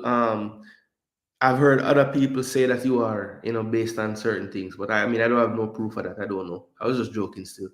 You said you couldn't find a reggae right back for the Reggae Girls. See Zoe. Yeah, I wouldn't. I like seeing Zoe, but I don't know if Zoe is ready for the big time. So that means it could change if it is a problem. Based on what they said to me, it can change. Yes. If the game was scheduled before the draw, does 13-3 apply to the games? Good question, XLR Sports. I don't know if that XLR Sports, that's a great point. Could it be that they put it out today because they know that once the groups are made public, it would be kind of bad of them to then ask for permission of a game after they knew Trinidad was in the group? Maybe, but they can always say, hey, the Unity Cup, we put this out on the day of the draw before we knew that Trinidad was in our group, so you shouldn't hold that against us, type of thing. Maybe, XLR, maybe it was strategic on their part. I didn't think of it that way. Because if they can look at their press release and say April 10, now if them get technical, them can say, well, it's April 10. We told you that you were a Trinidad group, Can they then timestamp when they put it out? I guess they could. The Gold Cup draw is 7 o'clock tonight. I'll be at training with my daughter, or I would have just do the live stream and just go and show you what I go on. But I won't be doing that live or anything. Maybe tonight I might give you a bonus program and just talk about the Gold Cup draw and the groups and thing. The way too early predictions, Can do that. Yeah, man, make them know if I like up the video and start going, so man. 7 JA time. No, 6 JA time. Okay, 7 o'clock here. So almost 6 JA. Bless up JPL outside. JPL, you need to stream the game them in a boss. Cause JPL, I mean Sportsmax now stream them, This will be a prime time for McLaren to prove he has been recruiting or using the list. Arguments supposedly left, even if it's lower league player or players not getting a lot of games. They need to get the release for the players from their clubs because the season is over. I don't mean the players are free to play. It isn't an international window. Yeah. I know. I'm just saying. That's what I'm saying. Like I hope that those communication levels are high because I know that it's paramount outside of a window to have great communication with the clubs to ensure that everything's on the up and up for them to come. You know what I mean? So it's April 10 now. Look, they need to be talking to the clubs from now. Like these are the players we have in mind. This is the time frame we would need them by. I know that some of the Premier League players play until the 25th. So, really and truly, this would be more about the players who would be out of season. We're talking championship players who don't make the playoffs. We're talking League One players who don't make the playoffs. We're talking, French League On. We're talking Turkish second league, all the other places. Those are the things I would be talking about getting done in a timely manner, not leaving it up until right before. We have to get ahead of this particular window because of the time frame and when the games are going to take place. We can't really hitch on this one. Now, of course, I don't care. You don't have to send me no list, JFF. I don't need it. I am just saying, whoever you guys think are in the team or whatever your pool is, like reach out to the damn place them from now. Get all your papers and everything lined up. Don't repeat foolishness, Jason. Cranky and the other novices don't know much. Everybody who defends Jamaican football from their negative things, I remember the JFF to them. All right, Guru. A true thing still. Me for far, but own up in that. Me not for listen people. That's a true. We can agree with it there.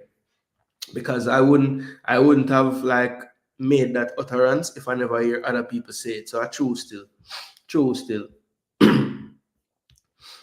Because it don't necessarily mean you have to be inside the JFF at all. That's true. But I thought it was interesting, people, to have a discussion about this whole Trinidad playing and potential for them to be in our group.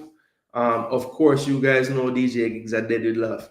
Of course, you guys know we have the Gold Cup draw tonight, as I said earlier. And just in case you guys aren't familiar, I want to show you guys the pots and all of those things so you guys can know once and for all, what the groups might look like for later. All right, so let me show you guys the article.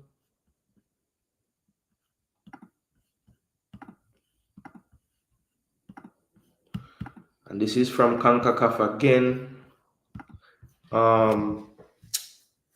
So 7 p.m. Eastern, 6 p.m. in Jamaica, as I said earlier.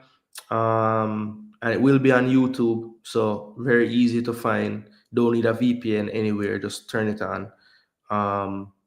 So the Gold Cup, 14 stadiums across 11 metropolitan areas in the US and Canada, 16 men's national teams, 15 from CONCACAF, and the guest nation, Saudi Arabia. The final will be in Houston, and I know the first game will be played at SoFi. That's all we really know so far in terms of where the games are going to be. So the Gold Cup draw will have 4 pots. So pot 1 will be USA, Canada, Mexico, and Panama. Pot 2 will be the next set of teams, and let me not go to this one because I want to see the one with the actual pot breakdown. I know Haiti is in our pot, Honduras, and I forget the next team. Haiti, Honduras, Gold Cup, draw, pots.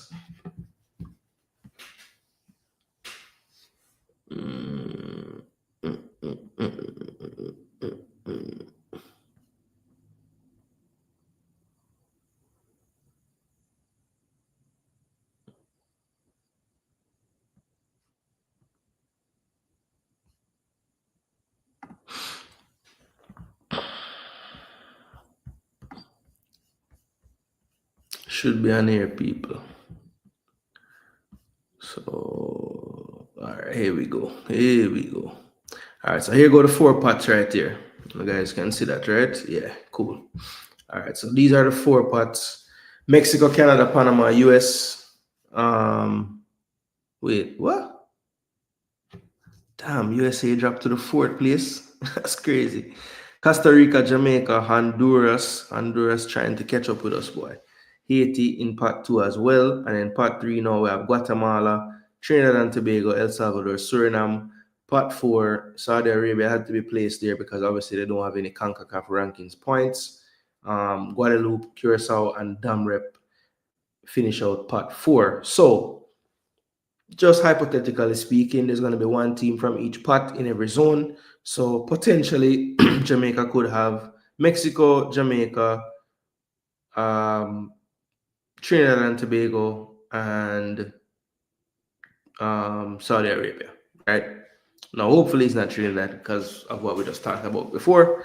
But yeah, that's basically how it can be. Of course, you know, there's going to be 1 team from the first pot, 1 team from the second pot, 1 team from the third pot, 1 team from the fourth pot. So, ideally, people, let me know. Do you guys have a dream group that you would want to see us get based on these 4 pots? Let me know. Let me know in the comment section right now. Tell me your dream group for Jamaica in the Gold Cup. Do you have a dream group? Does it matter? Let me know what you think. I know a lot of people are probably going to put what they think is the... Okay, put it this way. Give me 2 groups. Give me a dream group and give me what you would call a group of death. So give me a dream group and a group of death. You're looking into doing live games? Well, we need them, JPL. That's going to be the last thing I talk about today, is this whole JPL blackout, which is coming up shortly. I'm nervous about the Unity Cup. UK, African, and Caribbean promoters are shady. What you say? Them say the G-Tech Stadium and we turn up them there in somebody backyard to play the game them. USA, El Salvador, Saudi, that will be our zone. So maybe that is what you're calling the group of death. I don't know. Maybe. Or you're just guessing? Or is that your dream group? What do you think? What do you think in XLR? That's just your prediction. Because really, more want to know, people. What is your dream group out of these teams? Remember, we can only get 1 team from each pot. So give me a dream group and give me a group of death that you think, boy, how is so I'll forget that group there. Let me know if you think. Let me know. Okay, so XLR said that's his prediction. All right, so I'm going to jot down some of them, man. I might return and do a recap of the group draw, you know, man. And just talk about the zone them real quick, you know. So XLR predicts JA, USA, Wales, Salvador, and Saudi. But more I know your dream group too.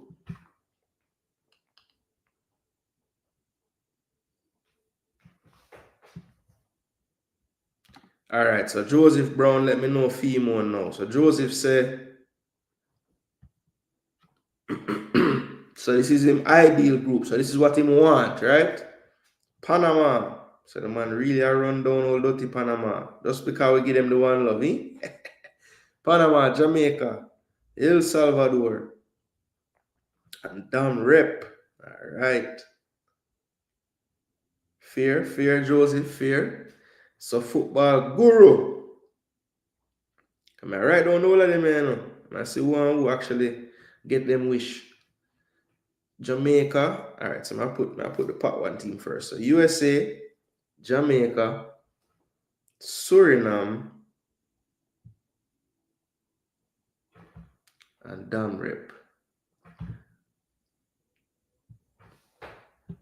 And okay, so my group. So I'm assuming that's your ideal group. That's your dream group you don't want to have. And Joseph, same ideal one. So XLR, give me him ideal now. Dream. So XLR said Canada would be his dream part 1 team.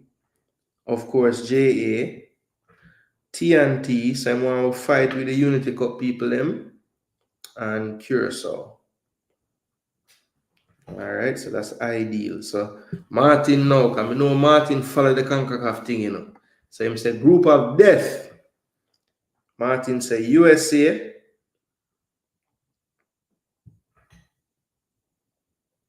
All right. Jam down. Suriname and Saudi. So you see that? You see how far apart Football Guru and Martin have viewed the football. Martin group of that of Suriname, you know. And Football Guru ideal group of Suriname. You see that?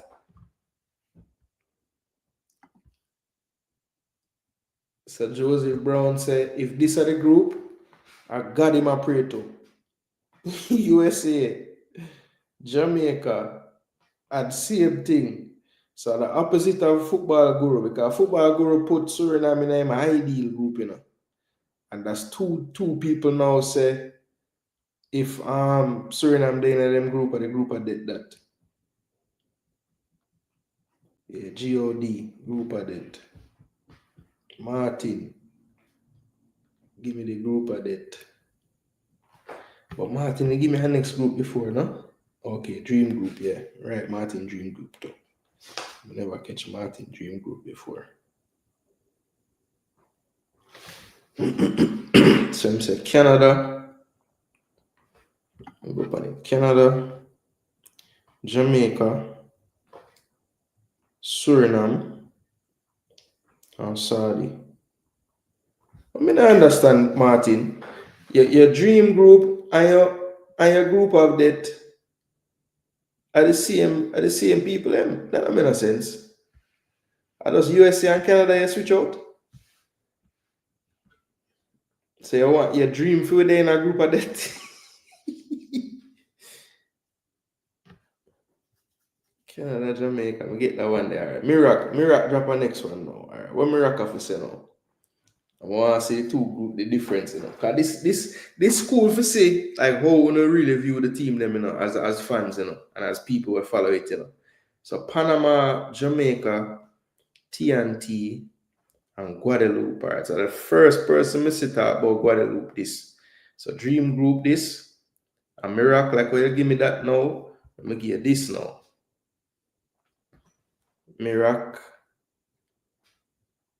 So group of death would be Mexico, us, El Salvador, and Dam Rep. Interesting.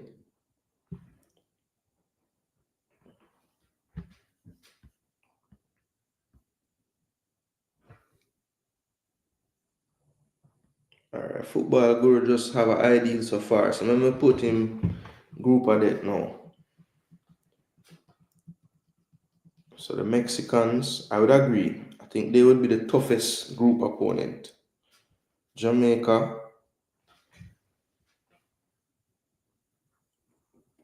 So T goes for TNT in that third pot. Interesting.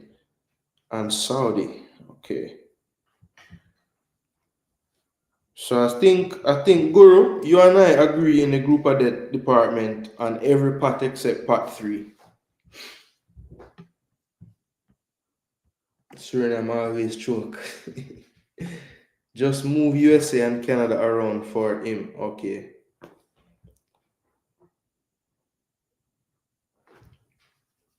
No, but if I move USA and Canada, Martin, can remember, you know, look here. So your group of that have USA. But the point me I make is in your group of that and your ideal group, the part 3 and part 4 team them are the same. How that possible? So why you want we play the hardest team then, boss?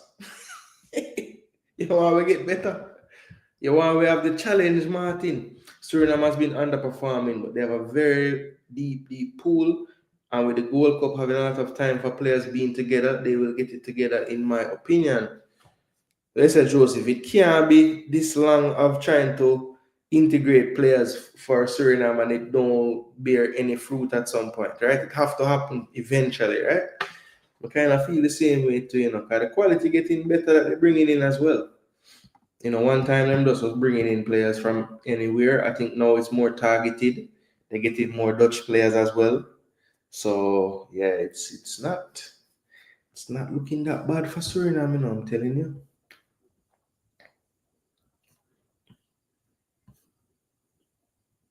But yeah, that is pretty much it for the Gold Cup draw, which will happen later. Like I said, I'm not gonna make any promises because it just depends on how the night go for the family and stuff. But I would like to potentially forward for um a like post draw, like a small live show just for maybe we'll have some calling, get people thoughts and thing. Try to do some way too early predictions as well. All right, change my dream group.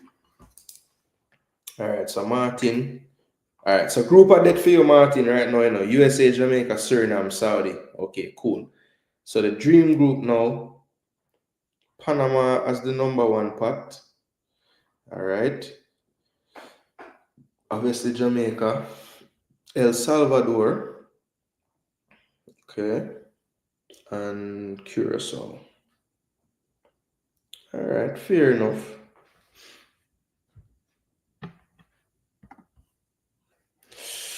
Um, I'm watching him amongst others. He scored a brilliant goal in the first half, that's for sure. Curacao dangerous. I don't know why Curacao can't put it together, bro. And them recruiting kind of slow down a bit compared to when them first it start. But maybe them pick it back up because World Cup are forward again, so most of the time that's when these countries start to really make a push. All right, people, look, I have about maybe 8 to 10 minutes left in the program. Um, yeah, I just saw that goal, but it looks like they're checking something about the goal. VAR goal check right now, so let's see if it stands. Big up Saski. All right. Let's move on to the last topic of the day, people. And for this one, I do want to just pull up an article. I think it was in the Gleaner the other day. And this has to do with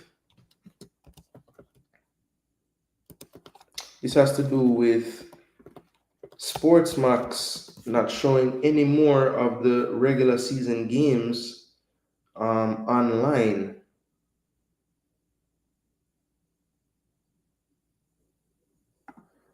And this article was a couple of days ago in the Jamaica Gleaner, and I just wanted to read it to kind of give a little context to what I was going to talk about to end off the show today. So let me get that on the screen for everyone to see, and I will read the article and then give my thoughts, and then we will probably be done for this episode of Reasoning Time today. All right, so let's get it on screen. JPL Live Games on Hold is the title of the article. It was published April 8th, a couple of days ago. All right, so for the last two rounds, and of course, pictured here is CEO Owen Hill. Actually, did get this picture. I think this is on the thumbnail, the same picture. Yeah, so credit to Nicholas Nunes. Respect. For the last two rounds of Jamaica Premier League matches, no live games have been televised, leading to speculations about broadcast provider Sportsmax and its arrangement with PFJL. CEO of the PFJL, Owen Hill, could not give a timeline for when live games would return. That's not good. Or if they will return before the playoffs. However, he said rumors that Sportsmax had pulled out and that the PFJL was seeking a new broadcast to see out the season are not true. Sportsmax will be providing coverage for the rest of the season. They are having some challenges essentially, but they are the television providers. Their contract ends this season and we are in the negotiation phase, so we are hopeful for an extension. He goes on to say they are having some internal challenges. I think they are right sizing, as they call it. That is essentially what we got. Outside of that, we do not know too much more. It's amazing. However, he added there is no certainty that live games will return before the playoffs. We want to ensure that the fans are treated with the information appropriately. So I can't really give anything outside of what I've just told you. We will have to wait and see. What the fans have to do is just make sure you are ready for the playoffs, he said. All right, so that was Livington Scott reporting. Big up yourself, Livy. And yeah, that's pretty much what Owen Hill had to say. So not much by way of taking care of the fans' fears and giving us some kind of answers to what's going on. So based on my independent research into the matter, it's my understanding that whatever negotiation that would have taken place between the PFJL and Sportsmax to air games live from the JPL would have taken place prior to the schedule being changed on the recommendation of the JFF Competitions Committee to include a third round. So that third round would have added 13 more games to the regular season. Now, based on what I know of contracts with television broadcasters, typically there will be a set number of games in the contract. And so let's say, and I tried to find out when exactly this agreement with Sportsmax would have been signed with the PFJL.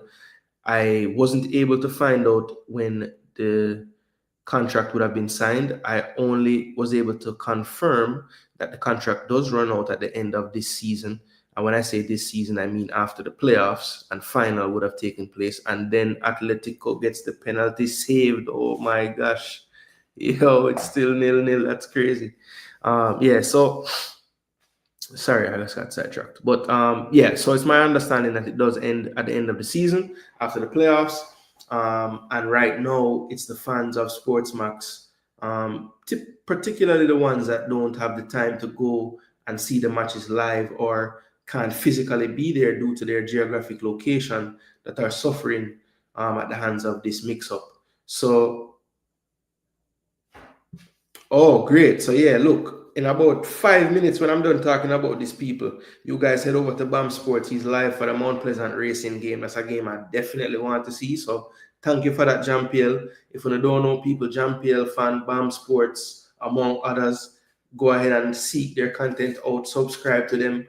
Definitely keeping you up to date with all things JPL. Part of the reason why I feel comfortable talking about it is because these guys has raised the visibility for someone like me. So big up to all of them, and head over to BAM Sports after this for the Mount Pleasant racing game. I will be headed there myself as well. So you'll see me in the comment section for sure over there.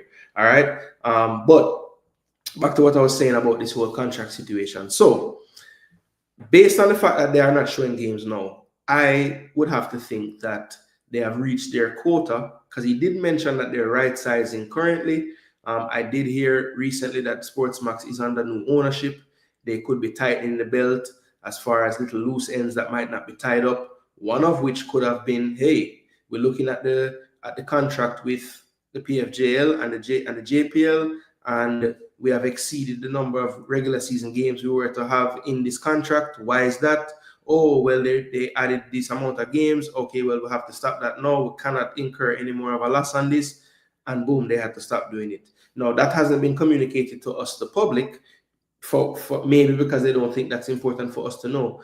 But again, I'm not saying these things because I found them out. I'm just trying to figure out and make sense of why we would have gotten here. And the reason why I want to do that is I want to ask you, the people, if it is a case that Sportsmax couldn't show any more of the games due to them reaching a quota of some sort, or they've already shown their contractual obligation amount of games in the regular season, one, should the PFJL, on knowing that they were going to add another round of games, been more strategic with Sportsmax in putting out the games, ensuring that this run up to the end of the season, the games would be shown? Because I think Owen Hill knows that the fans are the ones that really are the ones that are hurt in this instant, because he made sure to mention in the article that all he would implore the fans to do is to get ready for the playoffs. Well, Mr. Hill, I can assure you that one of the ways that fans would get ready for the playoffs is by watching the damn games leading up to them and knowing what kind of form and everything is going on with the teams. So not all of the fans that are going to be supporting online specifically are in Jamaica. And not all of the fans in Jamaica live where the games are going to take place. So I don't know if the people on the other end of the island are going to be going to Arnett Gardens and to all the places where I'm sure you'll be forcing your televised games to be played. you need to have the people that pay for Sportsmax be able to see the content. I can't cause that much of a problem. You know why? For whatever reason, I can't even subscribe to Sportsmax where I live. If I try to pay for anything, it tell me I can't even log in and all this foolishness. So I attempted to sign up and pay, and it wasn't working, so I canceled it. So I only watch the games on Sportsmax Plus, which is the free provider the free thing that they offer. So it's not, I'm not even cussing that I can't see the game because guess what? I didn't make any kind of economic sacrifice to watch the game. You know, I just watch it when it's live and free to air, and I turn on the app and I watch it through Sportsmax Plus, which is what is the free app or the free channel on the app. So sometimes Sportsmax is broadcasting the game on Sportsmax or Sportsmax 2, and I can't watch it because I've tried to buy the sponsorship for the Sportsmax or the subscription for the Sportsmax, and it never works. So I canceled it because I'm not paying for something I can't watch. Especially the Villa relegation fight is compelling TV with Butler. That is must-watch TV to sell. Bro, they're losing so much on this. I know based on how many people tune in, that's revenue for them. So maybe it's a case where Sportsmax knows that they're missing revenue from not showing it, but the cost of actually going and getting the equipment down there and paying the commentators and doing all of this other stuff to provide a broadcast might outweigh what they earn from people watching it. I don't know. But look, on the PFJL end, I said it deserves some of the beating, and here's why. The minute you know your contractual arrangement with the broadcaster, you know that there's X amount of games the broadcaster can show. Why wouldn't you then strategically sit with Sportmax and say, listen, we understand if you don't want to renegotiate to show 13 more rounds of matches, great. But let's keep the number where you have it. So let's be strategic about which parts of the season we actually show. Because in the middle of the second round, you could have taken a break here and there, not shown some midweek games, figured out a way to make it make sense so that the end of the season, the last 4 weeks of the season, 5 weeks, the last 5 games, you can show, a double header Sunday, a double header Monday, or make sure you show your Monday double header. And you have a few more games during the week as well.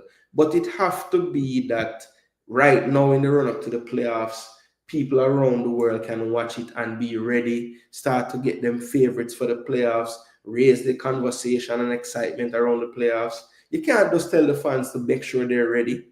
You guys control a part of what makes us ready, being able to watch it. So that's where I'll beat the PFJL on this matter as well. The minute you knew that you added these games on the recommendation of the JFF, you need to sit at the table with the people showing it and figure out a strategic plan. If there's no way to renegotiate and it doesn't make sense monetarily to add more games, then strategically pick the damn games to ensure that at the end of the season, the games are being broadcast. So that's the first thing. The second thing, Sportsmax deserve a little bit as well, because I am of the impression, because they didn't stop showing games after round 26, which to me contractually would have been what would have been in the first contract. 14 team league, 2 rounds. That's 26 weeks of matches. They didn't stop in round 27, round 28, round 29. They stopped a bit after that. So that would lend me to believe that they did go over the quota already and then realized that it's going to be too much. Man U scores again. And Xerxes shoot down everybody in a stadium. Anyhow, Jamarant do that and get fined about $1 billion. Don't take gunners, boss. PFJL should have scheduled a number of games allotted in the contract to ensure it covers the entire season. Right, they would have to sit back at the table. I want Veer stay down a few divisions, but I need them in a higher level football. Yo, more than one team get relegated, It's like people don't realize, A Veer alone I go down. Oh, good header, Xerxes. Good ball, Bruno.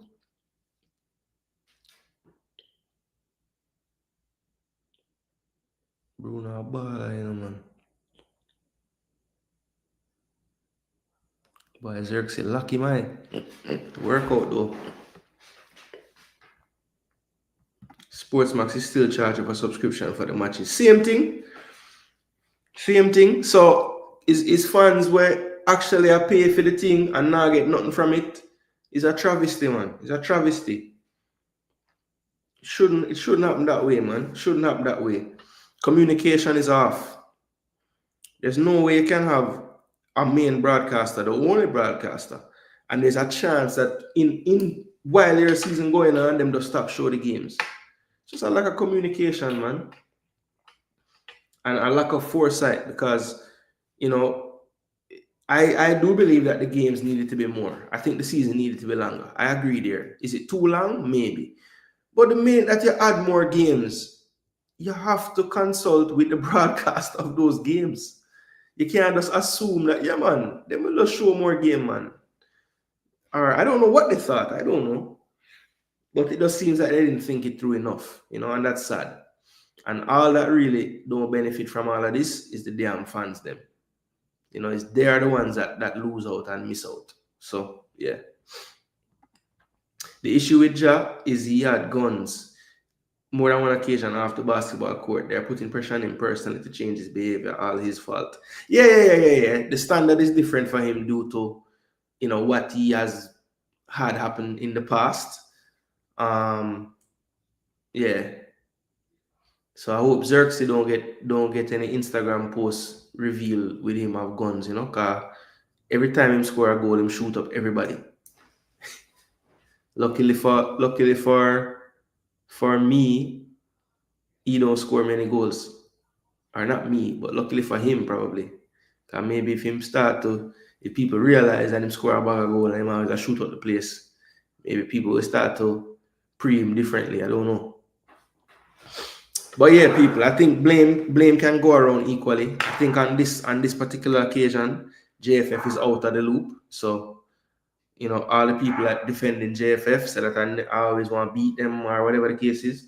I don't think the JFF is culpable in this one. In fact, they can only recommend to the PFJL what's going on, and the PFJL in the end, will vote on it with their board and their members and whatnot. So, they recommended more games. The PFJL put it to the vote. It passed, and when that happened, they needed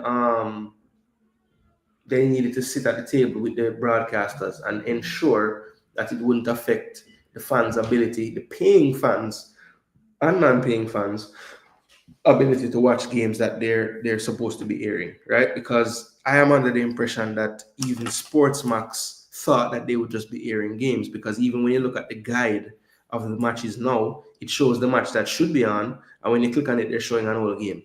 So yeah. They should have had two broadcasting contracts, one with a local free-to-air channel and the other with Sportsmax. Oh yeah. Yeah, that would have been good.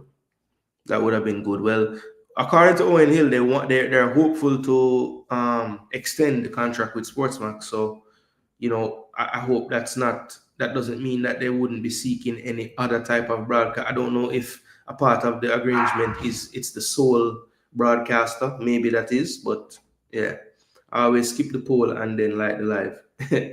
Yeah, some people weird, Rob. Like I notice, like based on the views that I get on certain videos and the likes that I get, whenever I have the poll, I get way more likes.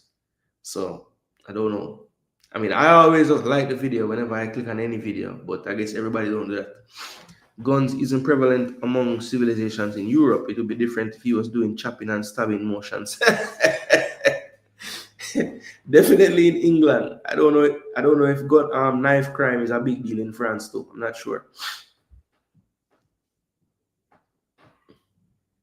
Got him there in Leon now, and he's from Netherlands. So look like man, you are gonna win the first leg, people. 2-1 them up. Game are done, Man, you give it the ball. Here comes Leon. Ash like I said, score upon them now. Big ball of Shirky. Sure, I try to shift everybody.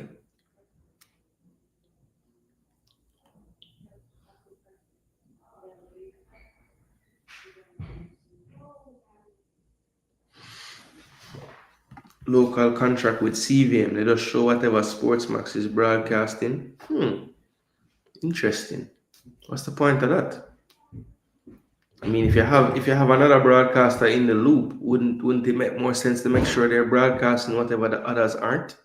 That's weird. It's like you're not maximizing your relationships then. You know, you send the CVM crew to this game and you send the Sportsmax crew to the other game. So you have multiple, you have different eyes on different games. I mean, that would make more sense, wouldn't it? Across the box, Leon. Ooh.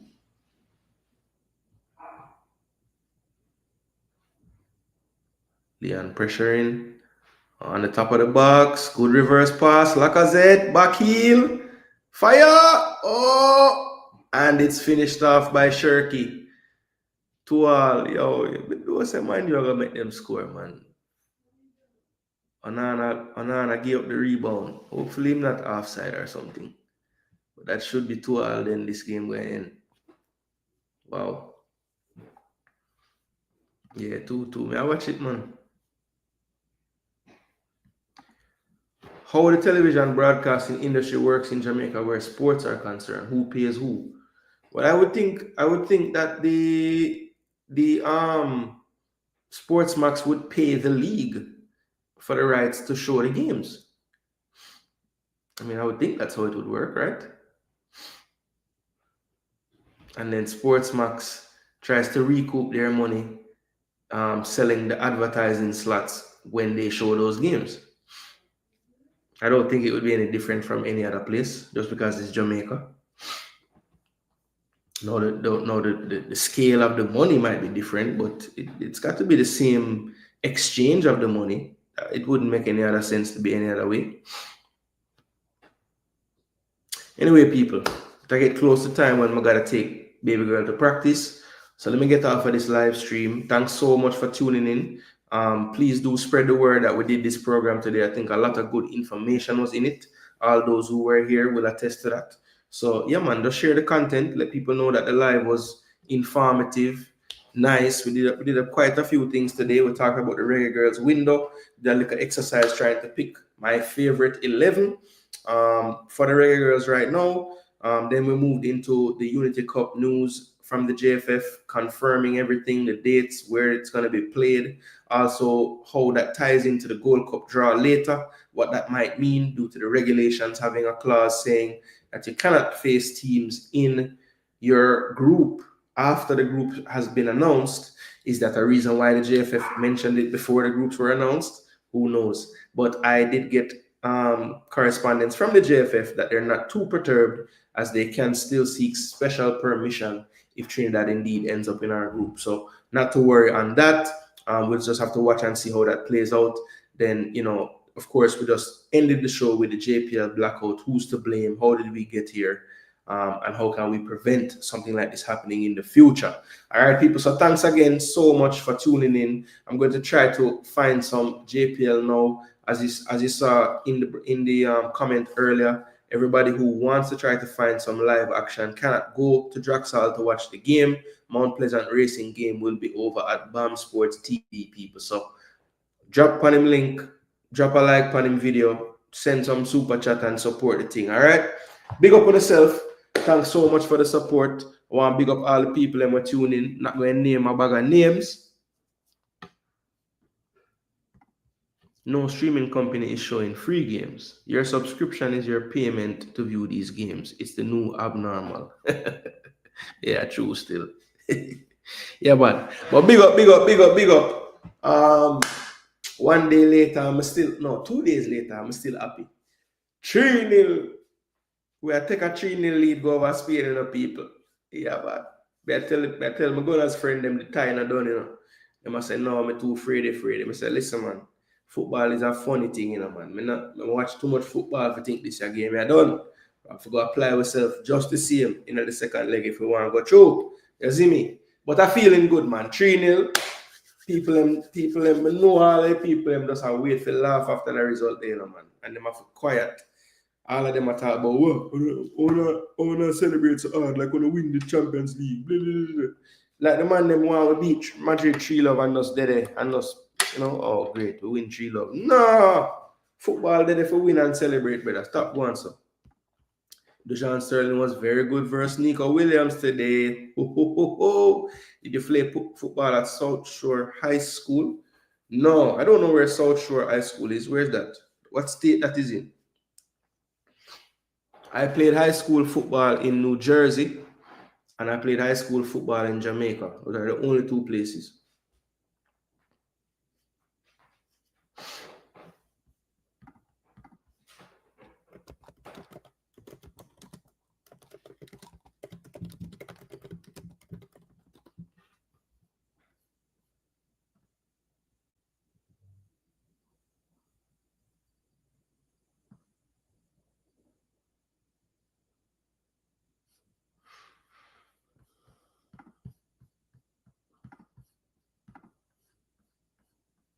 No, I born in Brooklyn. I born in Brooklyn, but I never live in Brooklyn. When I did born, I did live at Queens, but I born in Brooklyn. And then I moved to Jersey. I did there in one town called Hightstown. About let's say like about an hour from Newark, 45 minutes from Newark, maybe. Like Central Jersey. But yeah, about an hour from Newark still.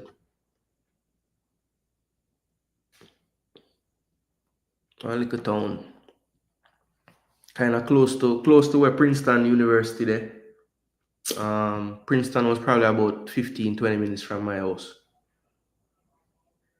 No, Hightstown, I wouldn't say it's a rich suburb. It's like, let's say like a middle class suburb probably.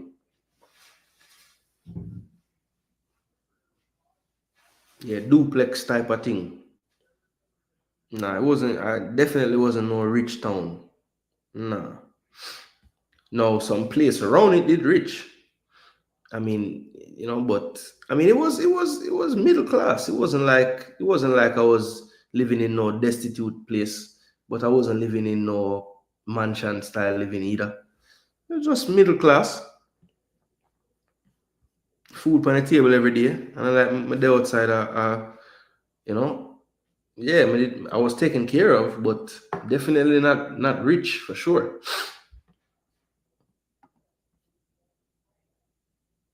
My two parents them did work. You know, maybe that was helpful that food was always on the table. You know, it was double income type of thing. So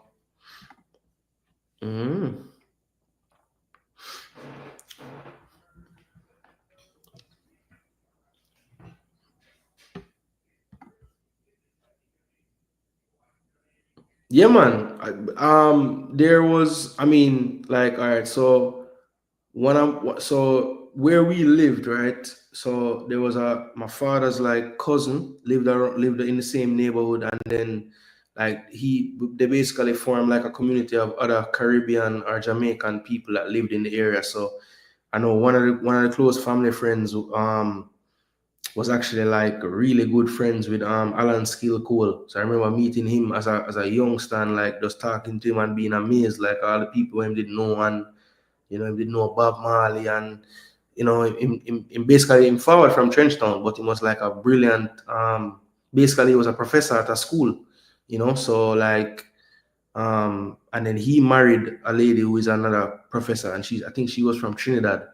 And then you know, we'd have some Bayesian people, a family from Barbados that them didn't know, and we used to always just link up from time to time at each other place and barbecue and you know whatever.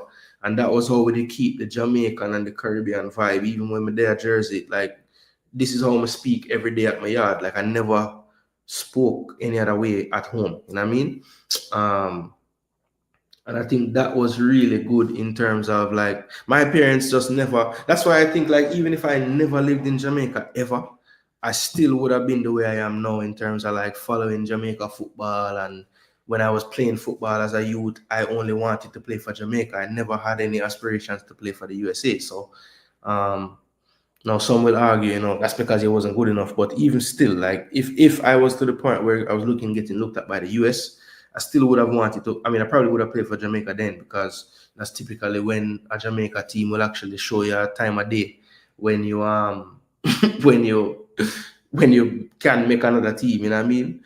Um, but I remember back in my day, like they would let you come to any camp if you reached out and you had some kind of highlights, or you could send them what you did in the season or whatever the case is. But I don't think that I would have even ever gotten picked though. I think I was just there for just to make up numbers, to be honest, when I went. I mean, I never got the sense that they were actually looking to pick any of the people that were there. No matter what you do, you can't get away from the American accent, no matter how hard you try. Yeah, I mean, look, when you compare how me would have talked to like somebody who never live a USA yet, then yes, I'm sure like certain things I'm gonna say it go forward, But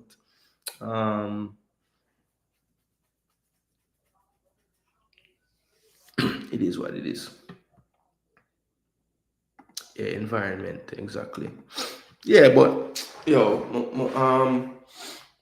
forward from good stock, man. So in terms of like what I like about my upbringing personally is like my father, the way he raised me, especially when I was in Jamaica growing up. He never like shielded me away from things. So like, sometimes cause me live in a Jamaica, like most of my like peer group, you'd say, like my friend them in a school, like my champion schoolmate them and stuff. They lived in like, Cherry Garden, Narbrook, Jacks Hill, Beverly Hills, And my mom grew up in Avondale growing up, and she went to Immaculate as a girl. And every day she used to go to school. She walked through Cassava Peace to go to school. And her house she grew up in as a kid, when we moved back to Jamaica, that is where we moved to. And so like I remember like I never thought anything of where I lived ever, until one day, one particular friend of mine, I was at their house and they needed to take me home. And it was like a big deal that they had to go to where I live. And I'm thinking, like, what are they talking about? Like, what is wrong with my area? Like, it's like, over by Meadowbrook side, like, over there is calm to me, you know what I mean? But to these set of people, it was like, oh, you have to go through here. You have to be careful going through here and da da da da. Da. So I don't know. It wasn't until like I got a little older living in Jamaica, I saw like the whole classes in business. I never really paid much attention to it at first because I don't really see things that way, I mean, personally. But it wasn't until like I started to hear older people talk more and kind of taking how them talk, that I see like the divide, and oh, like there's a stigma with certain place and certain people. And I wasn't even pre none of them things, because I've always been very like, I guess you'd say, open to all kind of people and things, because even my family tree itself, like there's every race represented in my family, especially my father's side of the family. Just all kind of different people mix up. So I've never seen color, and none of them things they never really care. I don't care about those things. And I was similar in Jamaica in terms of like class standing and stuff. I didn't care about that. Like I could realize that, some of the people in my class, like at Peter and Paul, for example, like don't come from the same type of background. Like some of them taking bus to get to school, some of them getting picked up in them Benz. So it's like it depends, But I never really, it never mattered to me about those things. Like that never mattered to me. Um, but definitely that was something that was prevalent back then, and I'm sure it still exists now. Like in terms of the whole, frowned upon certain areas and whatever the case is. But it depends on that people. People are people. If we bleed the same. To me, is more about the contents of what's inside your heart. How you are, how you treat people, how you deal with people. That to me is more important than any kind of bank account and address and all them something there. Them things that don't matter to me. You can have the most money in the world and treat people like crap. You can have no money at all and be rich in spirit and your heart is clean, you know. So to me, that's more important. Yes, it's true. You with less qualifications get the job over the more qualified, darker skin boy. Classism is a big factor for bleaching on the island. Yeah, look, I think Gunner's boss, sadly, I don't think that the reason why them bleach is for jobs. I think it's more for like girl, if you ask me. But you're right. People do place way too much emphasis on how somebody looks because somebody can sound exactly like me in terms of what they talk about and how they present anything. And yeah.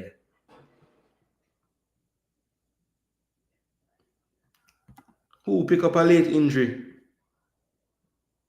Oh, Dejan Sterling. Damn. That's not good.